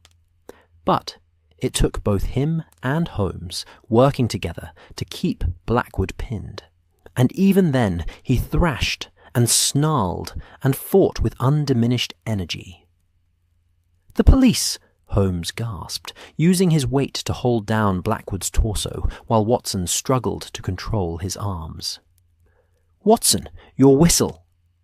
Watson fumbled in his pocket with one hand, while the other maintained its grip on Blackwood's wrist, found the police whistle he carried for emergencies, and blew 3 sharp blasts. The sound cut through the night, and almost immediately he heard answering whistles in the distance, the sound of running feet. Blackwood seemed to hear them too, and for just a moment his struggling ceased. He looked up at Watson, and in that instant something shifted in his eyes, the wild hunger fading, replaced by something more human, something that might have been confusion or horror or recognition. "What?" he began, his voice muffled by the mask, slurred as if he were drunk or drugged. "What am I?" Then consciousness seemed to leave him entirely, his body going limp beneath them, his breathing becoming shallow and rapid.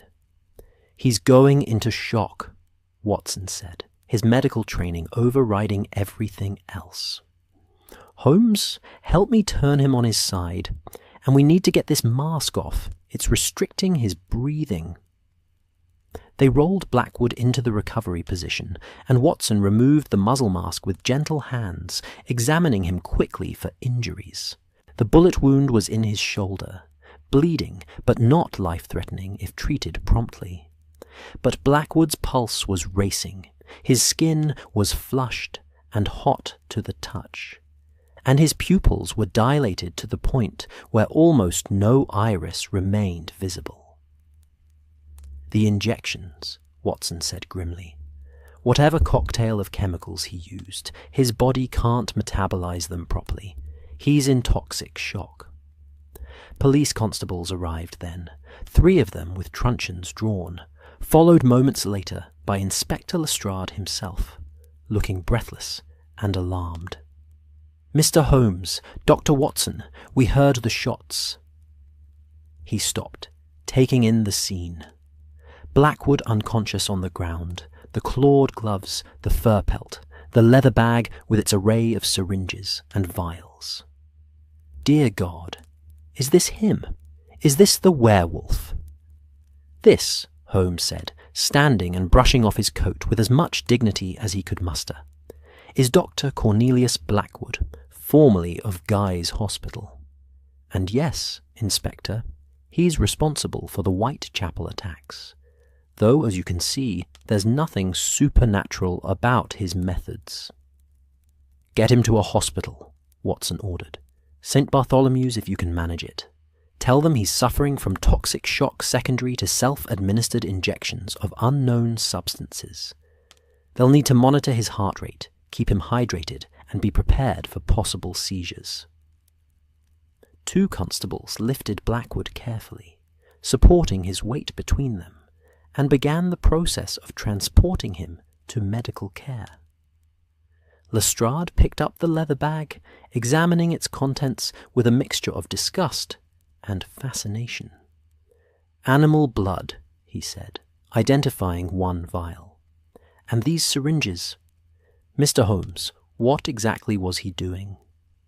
"Attempting to induce a temporary state of animal-like aggression and reduced inhibition," Holmes explained, his voice carrying the satisfaction of a puzzle solved.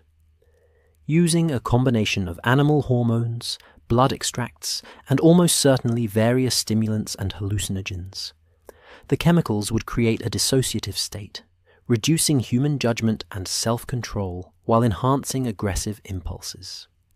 Add the costume elements, the claws, the mask, the fur, and you have someone who believes they're transforming into a beast, who moves and acts accordingly, creating wounds and leaving evidence that supports the werewolf narrative."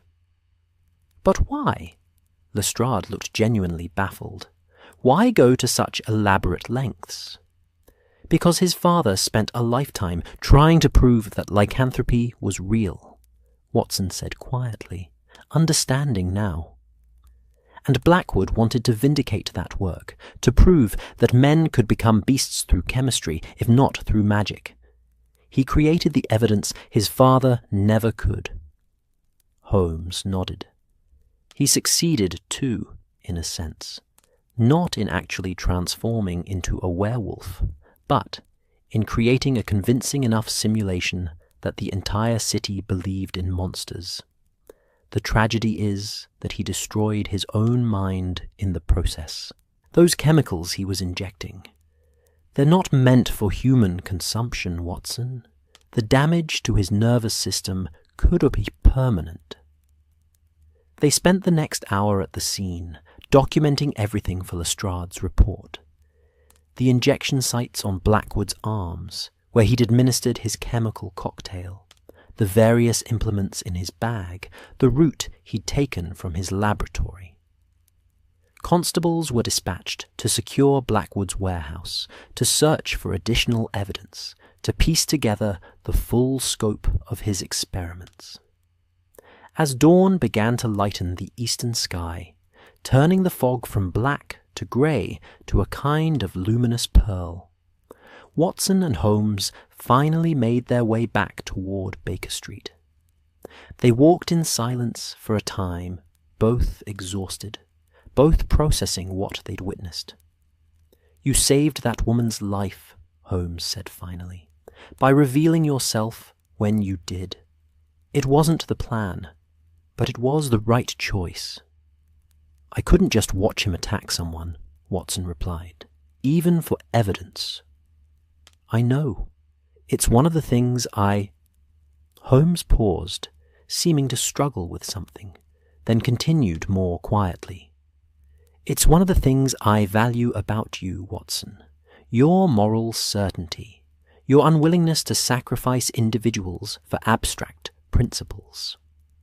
Watson smiled despite his exhaustion.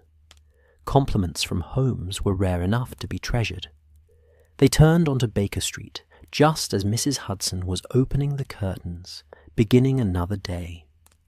She saw them approaching and immediately put the kettle on, understanding without being told that they'd need tea and probably breakfast, and certainly a place to sit quietly while the adrenaline faded and the reality of what they'd done settled in. As they climbed the familiar stairs to their sitting room, Watson found himself thinking about Blackwood, about a brilliant mind twisted by obsession, about a son trying to vindicate a father's discredited work through increasingly desperate means. "Holmes," he said, settling into his chair, "when you examined Blackwood, did you notice his eyes? The pupil dilation? Yes, consistent with the stimulants he'd injected.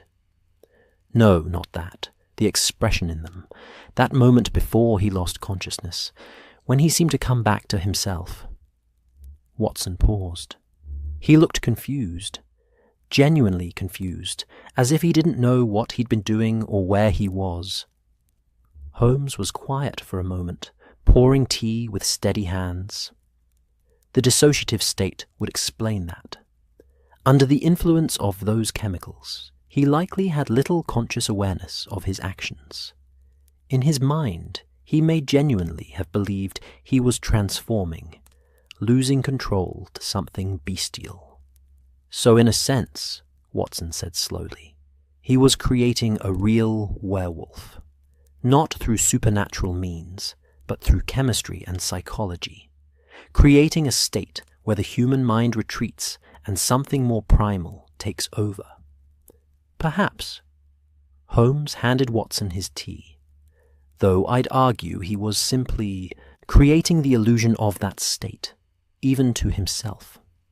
The human mind remained, Watson, reduced, altered, impaired, but present. He chose to inject himself. He chose to hunt. Whatever happened afterward may have felt beyond his control, but ultimately he bore responsibility. Watson sipped his tea, finding comfort in its warmth and familiarity. Holmes was right, of course. Human agency remained even in altered states. Blackwood had created his own monster, not through magic, but through science, misapplied and obsession unchecked. And yet, as Watson sat in their comfortable sitting room, as morning light filtered through the windows and London woke to another day, he found himself thinking about that moment in the alley when Blackwood had turned to face them, about the eyes that had looked back, empty of anything recognizably human, about the thin line between man and beast, and how easily it could be crossed with the right combination of chemistry and will and desperate belief.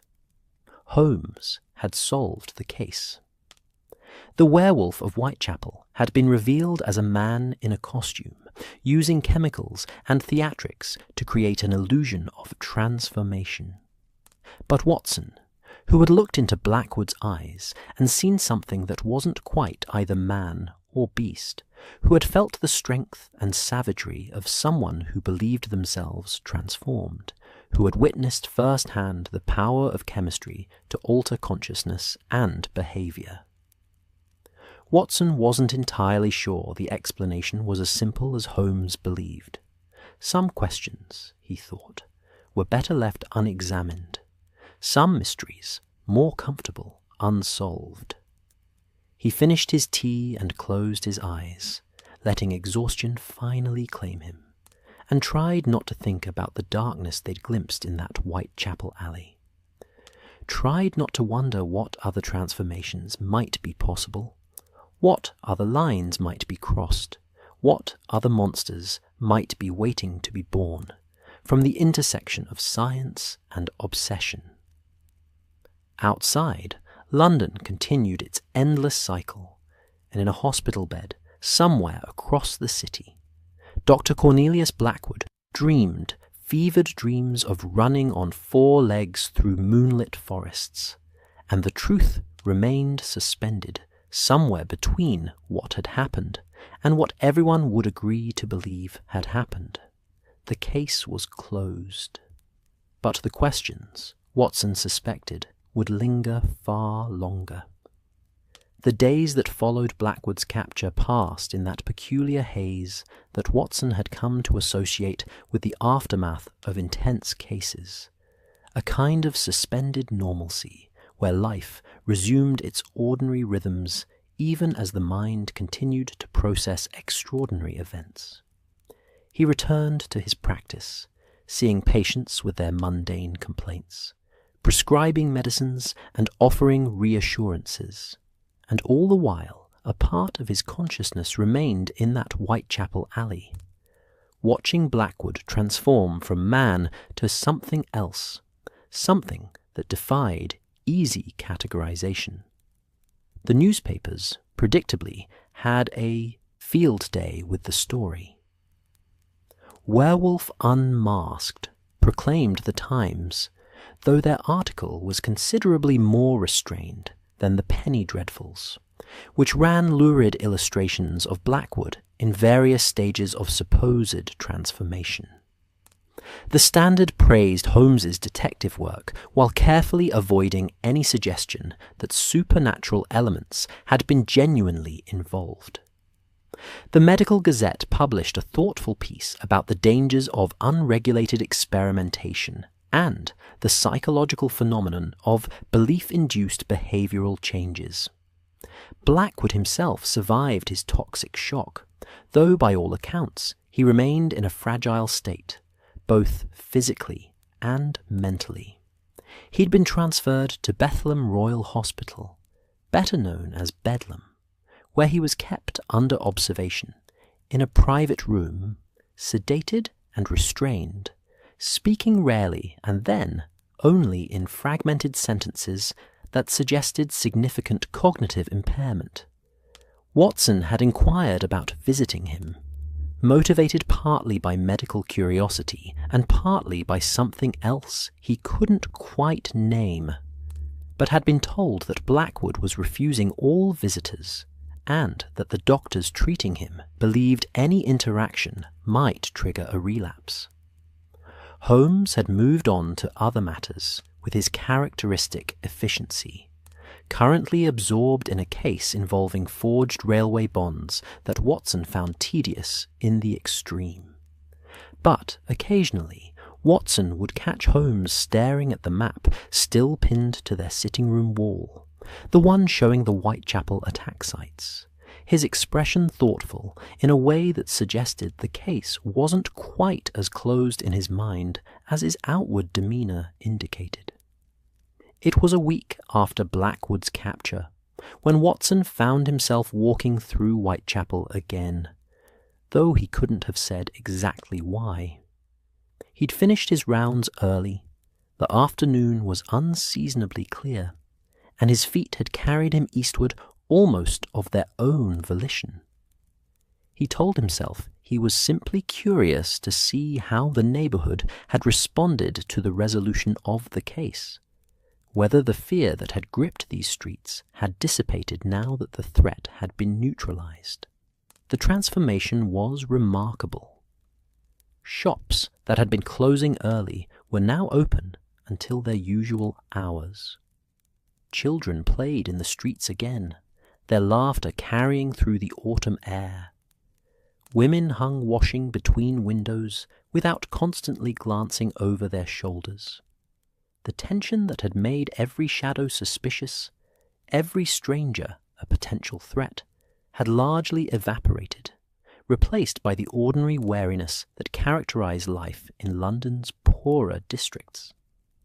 Watson stopped at a corner where a chestnut vendor was doing brisk business. Not the same man from before, but someone similarly weathered by years of outdoor trade. The smell of roasting nuts was rich and comforting, mixing with the ever-present coal smoke and the distant scent of the Thames. "Good to see people out and about again," Watson remarked, paying for a small bag of chestnuts. The vendor nodded, counting change with practiced fingers. "Aye, it's better now. Still nervous after dark, mind you, but not like before. Not that paralyzed fear, you know." He glanced at Watson more carefully. "You're one of the detectives, aren't you? The doctor fellow who helped catch the beast." Watson felt uncomfortable with the designation, beast, but nodded. "Dr. Watson, yes." "Well, you have the thanks of everyone here, Doctor. That man, Blackwood, or whatever his name was, he had this whole neighborhood scared witless." The vendor paused. "Though I'll admit, there's some as say it wasn't entirely natural, what he did. Some as say no amount of chemicals could make a man move like that, kill like that. People will always prefer supernatural explanations to scientific ones," Watson said, more sharply than he'd intended. "It's more dramatic, more exciting. The truth is usually more mundane." The vendor gave him a long look. "Maybe so, Doctor. Maybe so." But his tone suggested he wasn't entirely convinced. Watson continued walking, eating the chestnuts mechanically, his mind turning over that brief exchange. The truth is usually more mundane. That's what he'd said, what he'd been trained to believe, what his entire medical education had reinforced. And yet, he found himself standing outside Blackwood's laboratory. Or what had been Blackwood's laboratory.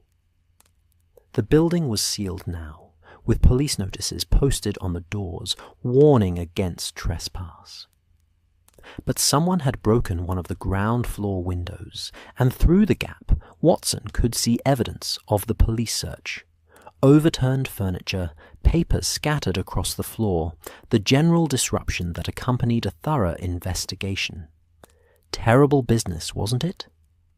Watson turned to find an elderly woman standing beside him, leaning heavily on a cane, her eyes sharp despite her age. She looked familiar, and after a moment Watson recognized her. The flower seller from that first night, the one who'd warned him about the werewolf. "Mrs. Watson began. "Thornton, Mary Thornton. I remember you, Doctor. Warned you to get home, didn't I? Not that you listened, but then, if you had, that monster might still be out here." She looked up at the laboratory building. "My flat's just there, across the way. Had a front row seat to all his comings and goings, I did." Watson's interest sharpened. "You observed Dr. Blackwood frequently?" "Couldn't help but observe him, could I? Him going out at all hours, coming back before dawn.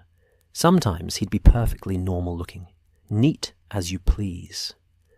Other times—" She paused, her expression troubled. "Other times he'd come back different, dishevelled, wild-looking, blood on his clothes once or twice, though who knows what that was about. Him being a doctor and all, might have been animal blood from his experiments." Did you ever see him during his nighttime excursions? Actually witness where he went, or what he did?" Mrs. Thornton shook her head. "Never followed him, if that's what you mean. I'm an old woman, Doctor, not a detective. But I'll tell you something odd." She moved closer, lowering her voice though they were alone on the street. "There was one night, must have been 3 or 4 days before you caught him. I couldn't sleep. My joints ache something fierce when the weather's damp. So I was sitting by my window with a cup of tea. Must have been past 2 in the morning. And I saw him come back, saw him clear as day under the gas lamp. He was wearing that strange get-up you read about in the papers, the claws and the fur and all. But here's the thing, Doctor. He wasn't moving right. Not like a man at all. He was on all fours part of the time, loping like an animal. And when he reached his door, he spent a good 5 minutes just standing there, swaying, as if he didn't quite remember how doors worked. As if he had to remember how to be human again." Watson felt a chill that had nothing to do with the autumn air. The chemicals he'd injected would have impaired his coordination, his cognitive function. "Maybe," Mrs. Thornton interrupted gently, "or maybe he'd gone somewhere in his mind that humans aren't meant to go. Maybe he'd crossed a line that's not easy to come back from." She looked at Watson directly. "You saw him, didn't you, during the capture? You looked in his eyes." Watson nodded slowly. "Then you know what I mean. There's something in a human's eyes, Doctor, something that makes them human, that separates us from the beasts. And whatever was in that man's eyes that night when I saw him—" She trailed off, shaking her head. "Well, maybe I'm just a superstitious old woman. Maybe it was just the chemicals, like your friend Mr. Holmes says. But I've lived a long time, and I've learned to trust what I see, even when it don't make sense." She bid him good afternoon and shuffled away, leaving Watson standing alone before the sealed laboratory, his mind troubled by her words. He told himself she was indeed superstitious, that her observations could be explained by Blackwood's drugged state, that human eyes under the influence of hallucinogens and stimulants would naturally appear strange, empty of normal consciousness. He told himself many things, but the doubt remained, a small seed growing in the fertile soil of what he'd witnessed, what he'd felt in that moment when Blackwood had turned to face them in the alley. Watson made a decision then, one he knew Holmes would disapprove of, but that his own conscience demanded. He would visit Blackwood at Bedlam. He would speak with the man, if speaking were possible. He would look into those eyes again in daylight, in a controlled environment, and perhaps then he could put his doubts to rest. 2 days later, through a combination of professional courtesy and calling in a few favours from medical colleagues, Watson gained permission to visit Blackwood. The journey to Bedlam took him south across the Thames to Southwark, to the ancient hospital that had housed London's mentally disturbed for centuries. The building itself was imposing, high walls, barred windows, an atmosphere of institutional authority that seemed designed to humble visitors before they ever crossed the threshold. Dr. Pemberton, the physician overseeing Blackwood's care, met Watson in the entrance hall. He was a thin man in his 50s, with the permanently worried expression of someone who'd spent too many years trying to understand minds that defied understanding. "Dr. Watson," he said, shaking hands with professional courtesy, "I must say, I was surprised by your request to visit Mr. Blackwood. Most people, having encountered him in his altered state, would prefer to keep their distance." I'm curious about his condition from a medical standpoint, Watson explained, which was true, if not complete. The toxic effects of his self-experimentation, the psychological aftermath. It's a unique case. Unique, Pemberton agreed with a bitter laugh. That's certainly one word for it. Come, I'll take you to him. But I should warn you, Dr. Watson, he's not the man he was. The combination of chemical damage and psychological trauma has left him significantly impaired. He has moments of lucidity, but they're becoming increasingly rare. They walked through corridors that smelled of carbolic soap and something else, something sad and hopeless that seemed to permeate institutions like this. Patients in various states of distress or sedation could be glimpsed through observation windows. Orderlies moved with the careful wariness of people accustomed to sudden violence. It was, Watson thought, a kind of purgatory, not quite prison, not quite hospital, but a space for those who existed somewhere between crime and illness, agency and incapacity. Blackwood's room was in the secure wing, isolated from the general population. Pemberton unlocked 3 separate doors before they reached it, and Watson understood that this was as much to protect Blackwood from himself as to protect others from him. The room was small but clean, furnished with a bed, a chair, and a small table. Sunlight filtered through a high barred window, creating patterns on the floor that Blackwood seemed to be tracing with his eyes. He sat on the bed, dressed in institutional grey, his hands resting loosely in his lap. Restraints were visible on the bed frame, but not currently in use. Watson's first thought was how diminished he looked. The dangerous, savage creature from the alley had been replaced by a hollow shell of a man, thin, pale, with dark circles under his eyes and a vacant expression that suggested significant neurological damage. "Mr. Blackwood," Pemberton said gently, "you have a visitor. Dr. Watson, one of the men who helped you." Blackwood's eyes moved to Watson with agonizing slowness. For a long moment there was no recognition, no response at all. Then something shifted in his expression, not quite awareness, but a flickering of something deeper, some part of the consciousness that still existed beneath the damage. "Doctor," he said, his voice rough from disuse, The soldier, Doctor. You shot me." "I did," Watson acknowledged, sitting carefully in the chair.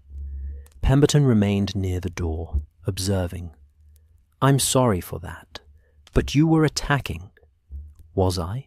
Blackwood interrupted, and suddenly his eyes were focused, intense, carrying a shadow of the brilliant mind that had created his elaborate scheme. I don't remember clearly. The injections. They take me somewhere dark, somewhere," he struggled for words, "somewhere not here." "What do you remember?" Watson asked gently. Blackwood was quiet for a long time, his hands beginning to tremble slightly. Pieces, fragments, running through streets, the smell of fear. "Can you smell fear, Doctor?" "I could. I can. Blood tastes copper bright, and the moon—" He stopped, seeming confused. But there was no moon, was there? It was fog. Always fog. I created the fog in my laboratory, mixed with the compounds, breathing it before the injections, so it would trigger the association, the transformation. "There was no transformation," Watson said firmly. "You remained human throughout. The chemicals altered your perception, your behavior, but not your fundamental nature." Blackwood looked at him with an expression Watson couldn't read. "Are you certain of that, Doctor? Are you truly certain?" He held up his hands, turning them slowly in the sunlight. I have human hands now. But when the chemicals flow through me, when I feel myself changing, I have claws. I know I have claws. I can feel them extending, sharp and ready. I can feel fur sprouting from my skin. I can feel my teeth elongate, my jaw strengthen. The transformation is real, Doctor. As real as anything I've ever experienced. It's a hallucination, Watson insisted, but he heard the uncertainty in his own voice. The chemicals create a dissociative state, a delusional conviction of transformation. Then why do people die? Blackwood's voice was suddenly sharp, cutting. Why do they die with wounds that match the claws I feel growing? Why is their fear real if my transformation isn't? How can a hallucination kill, Doctor? Watson had no good answer for that. Or rather, he had the rational answer. That Blackwood's weapons, his clawed gloves, and his savage strength enhanced by chemicals had created the wounds. But sitting here, looking into Blackwood's haunted eyes, the rational answer felt insufficient. Your father, Watson said, changing direction. He believed in lycanthropy. Was this all to vindicate his theories? Blackwood's expression softened, became almost wistful. My father understood something the medical establishment refused to accept. That the line between human and animal is thinner than we want to believe. That consciousness is not fixed, but fluid. That with the right stimulus, the right compounds, the right will, we can access something older than civilization, something primal. He leaned forward slightly. I didn't set out to kill, Doctor. I set out to prove a point. To show that transformation was possible. But once the chemicals took hold, once I felt the change beginning, he trailed off, his eyes growing distant again. I couldn't stop it. Or, perhaps, I didn't want to. Perhaps the beast, once released, wanted its freedom. The beast is a metaphor, Watson said desperately. A psychological construct, not a literal entity, is it? Blackwood smiled, and for just an instant Watson saw something in his eyes that made him pull back involuntarily. A flash of something wild, something that watched him with predatory interest. Then it was gone, and Blackwood was just a damaged man again, slumping back on his bed. Perhaps you're right, Doctor. Perhaps it's all in my mind. But I'll tell you this. When I close my eyes, I still feel the transformation. I still feel myself becoming other. And the worst part, the truly terrible part, he looked directly at Watson. The worst part is that I miss it. The freedom of it. The purity of existing without conscience, without morality, without the burden of human thought. Just hunger and movement and the hunt. Pemberton stepped forward then, his expression concerned. I think that's enough for today, Dr. Watson. He's becoming agitated. Watson stood, but before he could leave, Blackwood spoke once more, his voice barely above a whisper. You felt it too, didn't you, Doctor? When we fought in the alley, when you looked in my eyes, you felt the presence of something that wasn't entirely human. That's why you're here, not to study me, to reassure yourself that what you saw can be explained, that the world is still rational, still safe, still governed by laws you understand. Watson opened his mouth to deny it, but the words wouldn't come. We're not so different, you and I, Blackwood continued softly. Both of us walking the line between civilization and violence. You as a soldier, me as a scientist. Both of us having seen what humans are capable of when we strip away the pretense. The difference is that I chose to embrace what I found. And you, he smiled sadly. you're still trying to convince yourself it doesn't exist. Watson left without responding, following Pemberton back through the locked doors and secured corridors, desperate to be out of that place, to be in sunlight and fresh air and reality as he understood it. "Is he always that lucid?" Watson asked as they reached the entrance hall. "Increasingly rarely," Pemberton replied. "Most days he just sits and stares. Occasionally he becomes violent, requires restraint. But those moments of clarity, when he speaks as he did with you, they're almost worse. There's an intelligence there, Dr. Watson. Damaged, perhaps deranged, but still brilliant. And utterly convinced of his own transformation." Watson thanked him and left, walking quickly away from Bedlam, trying to outpace the unease that had settled over him like a shroud. He should feel satisfied, he told himself. He'd seen Blackwood reduced to a shell, the werewolf revealed as nothing more than a deeply disturbed man with a syringe and some chemicals. The case was closed, the mystery solved, the rational explanation triumphant. But Blackwood's words lingered. You felt it too, didn't you? And Watson, walking through the streets of London as afternoon faded toward evening, had to acknowledge the truth he'd been avoiding. Yes, he had felt it. In that alley, looking into Blackwood's eyes, he'd seen something that defied his medical training, his rational mind, his carefully constructed understanding of what was possible and what was not. He'd seen a man transformed, not metaphorically, not symbolically, but actually, genuinely changed into something other. Or he'd seen a hallucination so powerful, so complete, that it had convinced not just Blackwood, but Watson himself. The question was, did it matter which explanation was true? Either way, Blackwood had crossed a line. Either way, he'd found a method, chemical, psychological, or some combination thereof, to access something primal and terrible that existed in all humans, buried beneath civilization's thin veneer. And if it was possible for Blackwood, Watson thought with growing dread, then it was possible for others. The werewolf of Whitechapel had been caught, but the question of what exactly the werewolf was, what it proved about the nature of humanity and transformation and the borders of scientific possibility, that question remained uncomfortably open.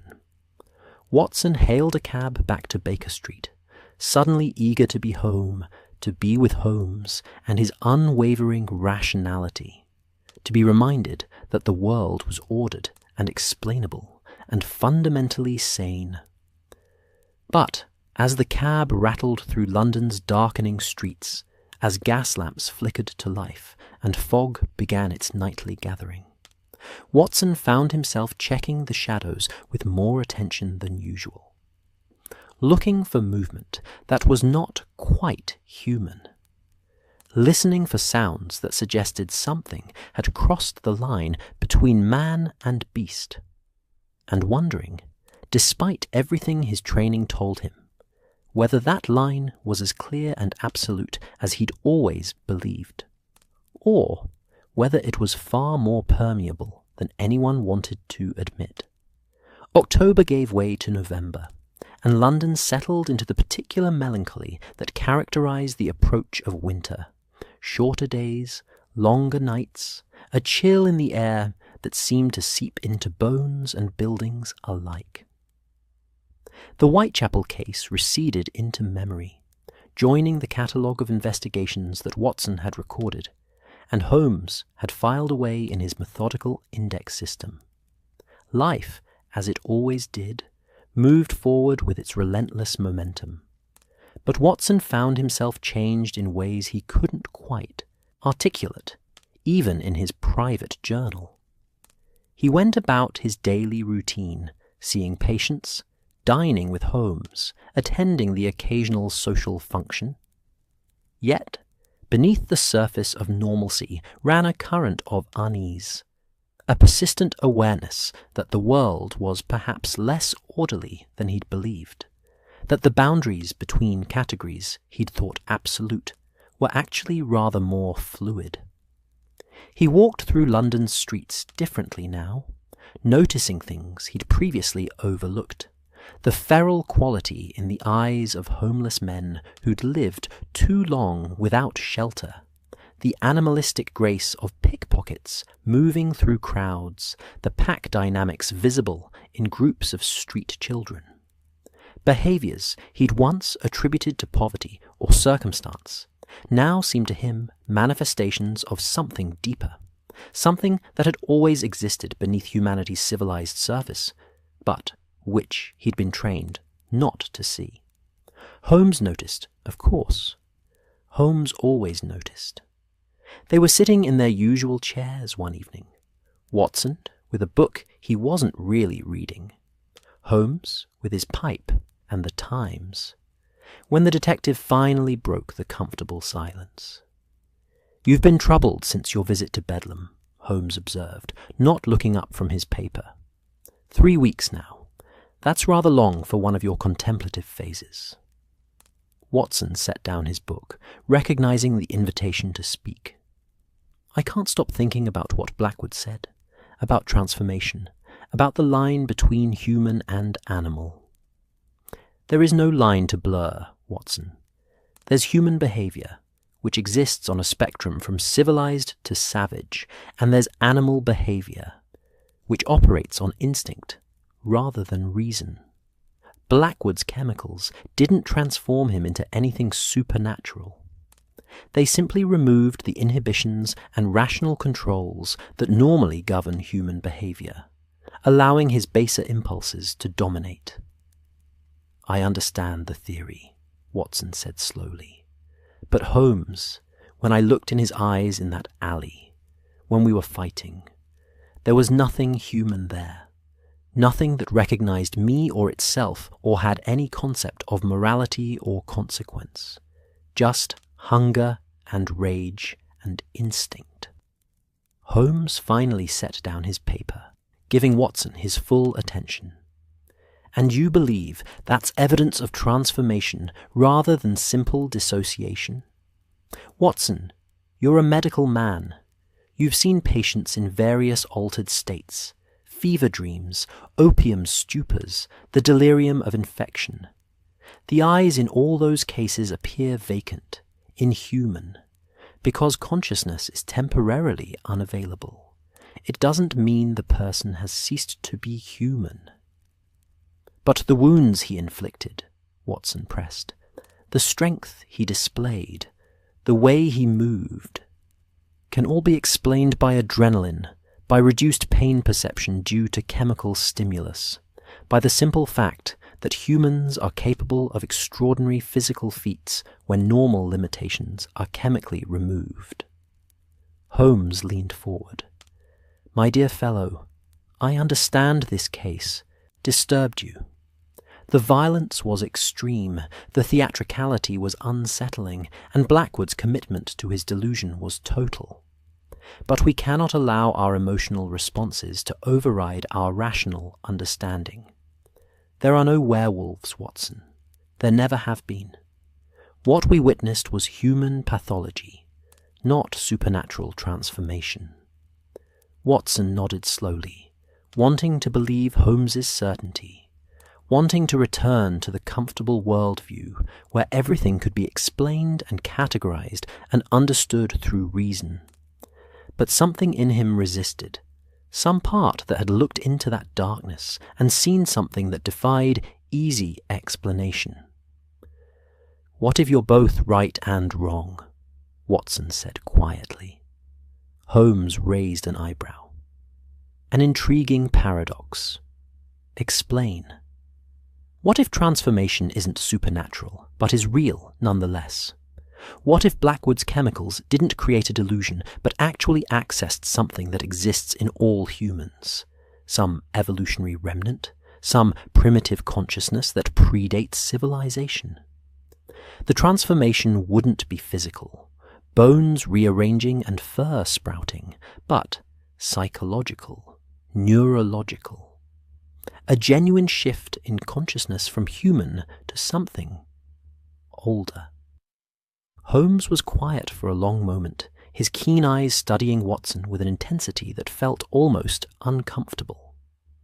"You're suggesting," he said carefully, "that humans contain within them the capacity to become, in effect, if not in form, animals, that consciousness itself can transform."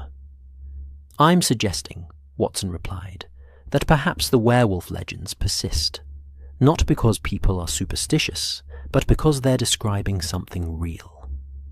Not magic, but a genuine psychological phenomenon that appears throughout history. People who, through various means, drugs, trauma, madness, access a state of consciousness so different from normal human awareness that it appears to be transformation. And in that state, they're capable of things that seem impossible to the civilized mind." A fascinating theory, Holmes admitted, and one that would explain various historical accounts of berserkers, of possessed individuals, of cases where ordinary people commit acts of extreme violence in altered states. But Watson, even if true, it changes nothing about the fundamental nature of what occurred. Blackwood was still human. His crimes were still human crimes. The fact that he accessed some primitive consciousness doesn't make him a werewolf in any meaningful sense. "Doesn't it?" Watson challenged gently. "If transformation is about consciousness rather than form, if it's about accessing something genuinely other within oneself, then perhaps the old stories were describing exactly this phenomenon. Perhaps we've been too literal in our interpretation, dismissing the accounts because they describe physical impossibilities while missing the psychological truth they contain." Holmes stood and moved to the window, looking out at Baker Street, with his hands clasped behind his back. When he spoke again, his voice carried an unusual note of uncertainty. "There are times, Watson, when I wonder if your imagination is a curse or a blessing. You see depths and complexities where I see mechanisms and causes. You find mystery where I find explanation." He turned back to face Watson. "And occasionally I suspect you may be closer to truth than my rational mind is comfortable admitting." Watson felt surprised by this admission. "You believe there might be something to my theory." "I believe," Holmes said carefully, "that consciousness is far more complex and far less understood than we pretend. I believe that the human mind contains multitudes, potential selves, suppressed instincts, evolutionary inheritances that we've papered over with civilization but never truly eliminated. And I believe it's possible, through sufficient chemical or psychological disruption, to access those deeper layers in ways that genuinely alter perception, behavior, even identity." He paused. "But I also believe that calling this werewolf transformation obscures rather than clarifies. It invites mystical thinking when what we need is rigorous scientific inquiry. Perhaps," Watson conceded, "but perhaps also the old terms, the old stories, they capture something that scientific language misses, the subjective experience, the phenomenology of transformation. Blackwood felt himself becoming a werewolf. That experience was real to him, shaped his actions, determined his victims' fates. Does it matter if the transformation was merely psychological rather than physical?" "For purposes of law and justice, no," Holmes acknowledged. "For purposes of understanding and preventing future cases, perhaps yes. If we dismiss Blackwood as simply a madman with a delusion, we miss the opportunity to understand the mechanisms by which consciousness can be so dramatically altered, to study what he discovered, terrible though his methods were. They fell silent then, both contemplating the implications of what they'd discussed.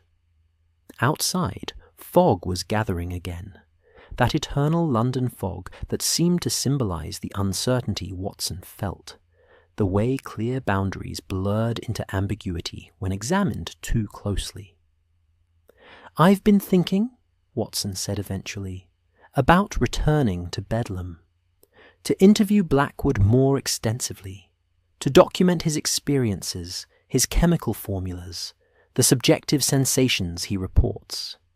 If I could write it up as a case study, present it to the British Medical Journal." "They'd reject it as sensationalist nonsense," Holmes interrupted. "No respectable medical journal would publish accounts of self-reported werewolf transformation, no matter how carefully documented." He smiled slightly. "But that doesn't mean the documentation isn't valuable.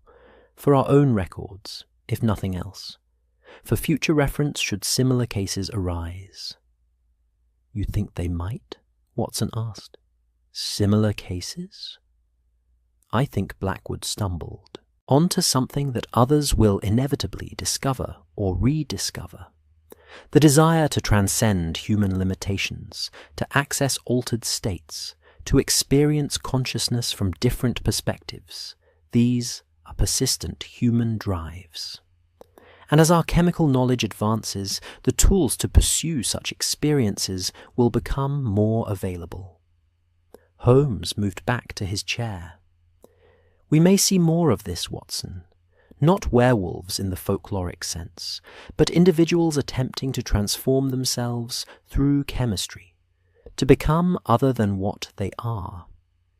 It's a disturbing prospect." Watson nodded slowly, feeling a chill that had nothing to do with the temperature of the room. "Then perhaps we should document what we've learned, not for publication, but for reference, so that if such cases arise, there's a precedent, a framework for understanding." "Agreed," Holmes said. "You write the medical and psychological analysis. I'll document the investigative methodology and the chemical evidence we collected. Between us, we'll create as complete a record as possible of the Whitechapel werewolf case." Over the next several weeks, that became Watson's project. He returned to Bedlam 3 more times, interviewing Blackwood during his increasingly rare moments of lucidity, taking careful notes on the subjective experiences of transformation, the effects of various chemical compounds, the relationship between belief and behavior. Blackwood, in his fragmented way, seemed almost eager to contribute, as if documentation gave meaning to his suffering, turned his madness into something comprehensible, even valuable. During one session, Blackwood said something that Watson recorded verbatim in his notes. "The werewolf isn't the monster, Doctor. The werewolf is freedom. It's the moment when all the rules fall away, all the constraints civilization imposes, all the careful control we maintain every waking moment. In transformation, you become pure. Pure hunger, pure instinct, pure existence without the burden of conscience or consequence. That's what I was chasing. Not to become a beast, but to become free." Watson had asked. "And was it worth it? The murders, the madness, the destruction of your own mind, was the freedom worth that price?" Blackwood had smiled, sad and distant. "Every night I dream of running on 4 legs through moonlit forests. Every night I feel the transformation beginning, that rush of power and release. And every morning I wake here, caged and broken and human again." He looked directly at Watson. "You tell me, Doctor, is freedom ever worth its price, or is the cage always preferable to the risk of flying?" Watson had no answer then, and had none now, as he sat in Baker Street reviewing his notes, trying to organize his thoughts into something coherent. Holmes was right that no medical journal would publish such material. But perhaps, Watson thought, It didn't need to be published. Perhaps it was enough to have documented it, to have created a record that he and Holmes understood, that could inform their thinking about future cases, that preserved the truth, even if that truth was uncomfortable and ambiguous. He was deep in this work when Holmes returned from an errand, bringing with him the evening papers and an expression that Watson had learned to recognize, the look of someone who'd stumbled across something interesting and unwelcome in equal measure. "Watson," Holmes said, setting down the papers, "there's been a development. A patient escaped from Bedlam 2 nights ago." Watson felt his stomach drop before Holmes even said the name. "Cornelius Blackwood overcame his attendants during an episode of unusual strength, made his way out through a service entrance. The police have been searching, but there's been no sign of him. And Watson—" Holmes paused, his expression grave. "There was a fog that night, heavy fog, lasting until dawn. And this morning a body was found in Southwark, a man killed in an alley, severe lacerations, consistent with—" "No," Watson said, standing abruptly. "It can't be. Blackwood was broken, diminished. The damage to his mind and body was extensive. He couldn't—" "The wounds match his previous pattern," Holmes continued quietly. "4 parallel marks, excessive trauma, signs of savagery. Lestrade came by earlier while you were out. He wanted our assistance, but I told him we'd need to discuss it first." Watson moved to the window, looking out at the gathering dusk, at the first tendrils of fog beginning to curl through the streets. Somewhere out there, Blackwood was loose again, changed, damaged, but apparently still capable of his terrible transformations. "We have to find him," Watson said. "Agreed. But Watson—" Holmes's voice was careful, almost gentle. "We have to consider the possibility that he may not survive capture this time. His mental state is far more fragile than before. Another violent confrontation, particularly one involving injury or restraint, could kill him, or force us to kill him." Watson turned from the window. "You're asking if I'm prepared for that. I'm asking if you can do what needs to be done, while still maintaining your theory about transformation and consciousness and the complexity of human nature. Can you stop him, Watson, even knowing what you know? Even understanding what he's become?" It was a fair question, and Watson took his time answering, thinking through all he'd learned, all he'd documented, all he'd come to understand about the case that had consumed so much of his thoughts these past weeks. "Blackwood is dangerous," he said finally. "Whatever state of consciousness he accesses, whatever transformation he experiences, the result is violence and death. Understanding him doesn't change that. Sympathizing with his subjective experience doesn't alter the objective fact of his victim's suffering." Watson met Holmes's eyes. "Yes, I can stop him. I will stop him, because understanding the complexity of human nature includes understanding that some behaviors, whatever their psychological basis, cannot be tolerated." Holmes nodded slowly, something like approval in his expression. "Then we hunt. One more time. But Watson, I want you to promise me something." "What?" "That if we face him again, if you look in his eyes and see that absence of humanity, that transformation you described, you won't hesitate. You won't freeze, wondering about consciousness and psychology and the nature of being. You'll act. Because if you hesitate, if you let your philosophical considerations delay your response even for a moment—" "I won't," Watson interrupted.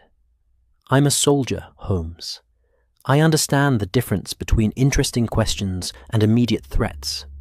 When the time comes, I'll do what's necessary." "Good," Holmes said, "because the fog is rising, Watson, and somewhere in it, Blackwood is preparing for another hunt. His last, if we're successful. Perhaps his last either way, given the state of his mind and body." They spent the next hour preparing, checking Watson's revolver, reviewing maps of Southwark and the surrounding areas, discussing strategy and approaches. As they worked, Watson found himself thinking about transformation one final time, about the question that had consumed him since that night in the Whitechapel alley. The question wasn't really about whether werewolves existed. That was a distraction, a semantic debate that missed the deeper point. The real question was about the nature of humanity itself, about what existed beneath civilization's thin veneer, about the potential for transformation that lived in every person, waiting for the right trigger, the right set of circumstances, the right combination of chemistry and will to release it. Blackwood had found one path to that transformation, through chemicals and obsession and the inheritance of his father's ideas. But Watson suspected there were other paths, other ways to access that primitive consciousness, that state of being where human complexity dissolved into animal simplicity. And perhaps, Watson thought, perhaps that was the real lesson of the Werewolf of Whitechapel. Not that monsters existed, but that the capacity for monstrosity existed in all humans. That transformation wasn't impossible, wasn't even particularly difficult. That given the right circumstances, any person could cross that line from civilized to savage, from human to something other. The difference was whether you chose to cross it, whether you cultivated that capacity or suppressed it, whether you sought transformation or fled from it. Blackwood had chosen transformation, had pursued it with scientific rigor and reckless abandon, had succeeded, in his way, in becoming what he sought to become. And now he would pay the final price for that success. "Ready?" Holmes asked, shrugging into his coat, checking the pockets for the various tools of his trade. Watson did the same, feeling the familiar weight of his revolver, the solid reality of steel and wood and powder. "Ready?" he confirmed.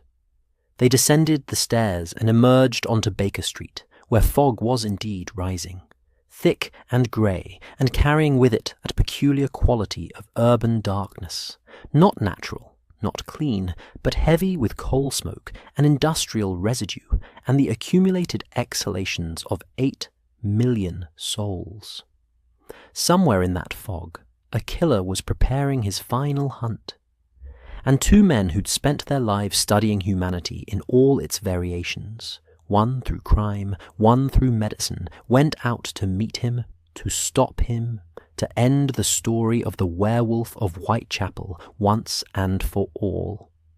But as they walked into the gathering darkness, as the fog closed around them, like a curtain falling, Watson found himself thinking not about endings, but about beginnings, about questions rather than answers, about the mysteries that remained even when cases were solved and criminals caught. The fog embraced them, and London settled into another uneasy night, and in the distance, or perhaps just in Watson's imagination, something howled, lonely and wild and utterly inhuman. The sound of transformation crying out in the darkness, the sound of humanity's oldest fear and deepest secret, given voice at last. The sound that had always been there, Watson realized, throughout history, beneath every civilization, waiting patiently for those brave or foolish enough to listen, to understand, to transform. the werewolf of Whitechapel was loose one final time. But the question of what the werewolf truly was, what it represented, what it revealed about the nature of human consciousness and the borders of possible experience. That question walked beside Watson and Holmes into the fog, unanswered and perhaps unanswerable, a mystery that would outlast them both, that would persist as long as humans wondered about the beast within, the transformation possible, the line between what we are and what we might become. The fog thickened, and the hunt began, and somewhere in the darkness, a man who'd become other than human waited to show them one final time that transformation was real, was possible, was happening, even now, even here, even in us all. To be continued in the listener's dreams, in the spaces between sleep and waking. In the quiet hours when we wonder about the person we are and the person we might become if all the rules fell away, all the constraints dissolved, all the carefully maintained boundaries between human and animal, civilization and wildness, self and other, finally blurred into one luminous, terrible moment of complete transformation. Rest now. Let the story settle. Let sleep come gently, carrying you toward peaceful dreams, where werewolves are only stories, where transformation is impossible, where the line between human and beast remains forever clear and bright and absolutely, certainly, comfortingly real.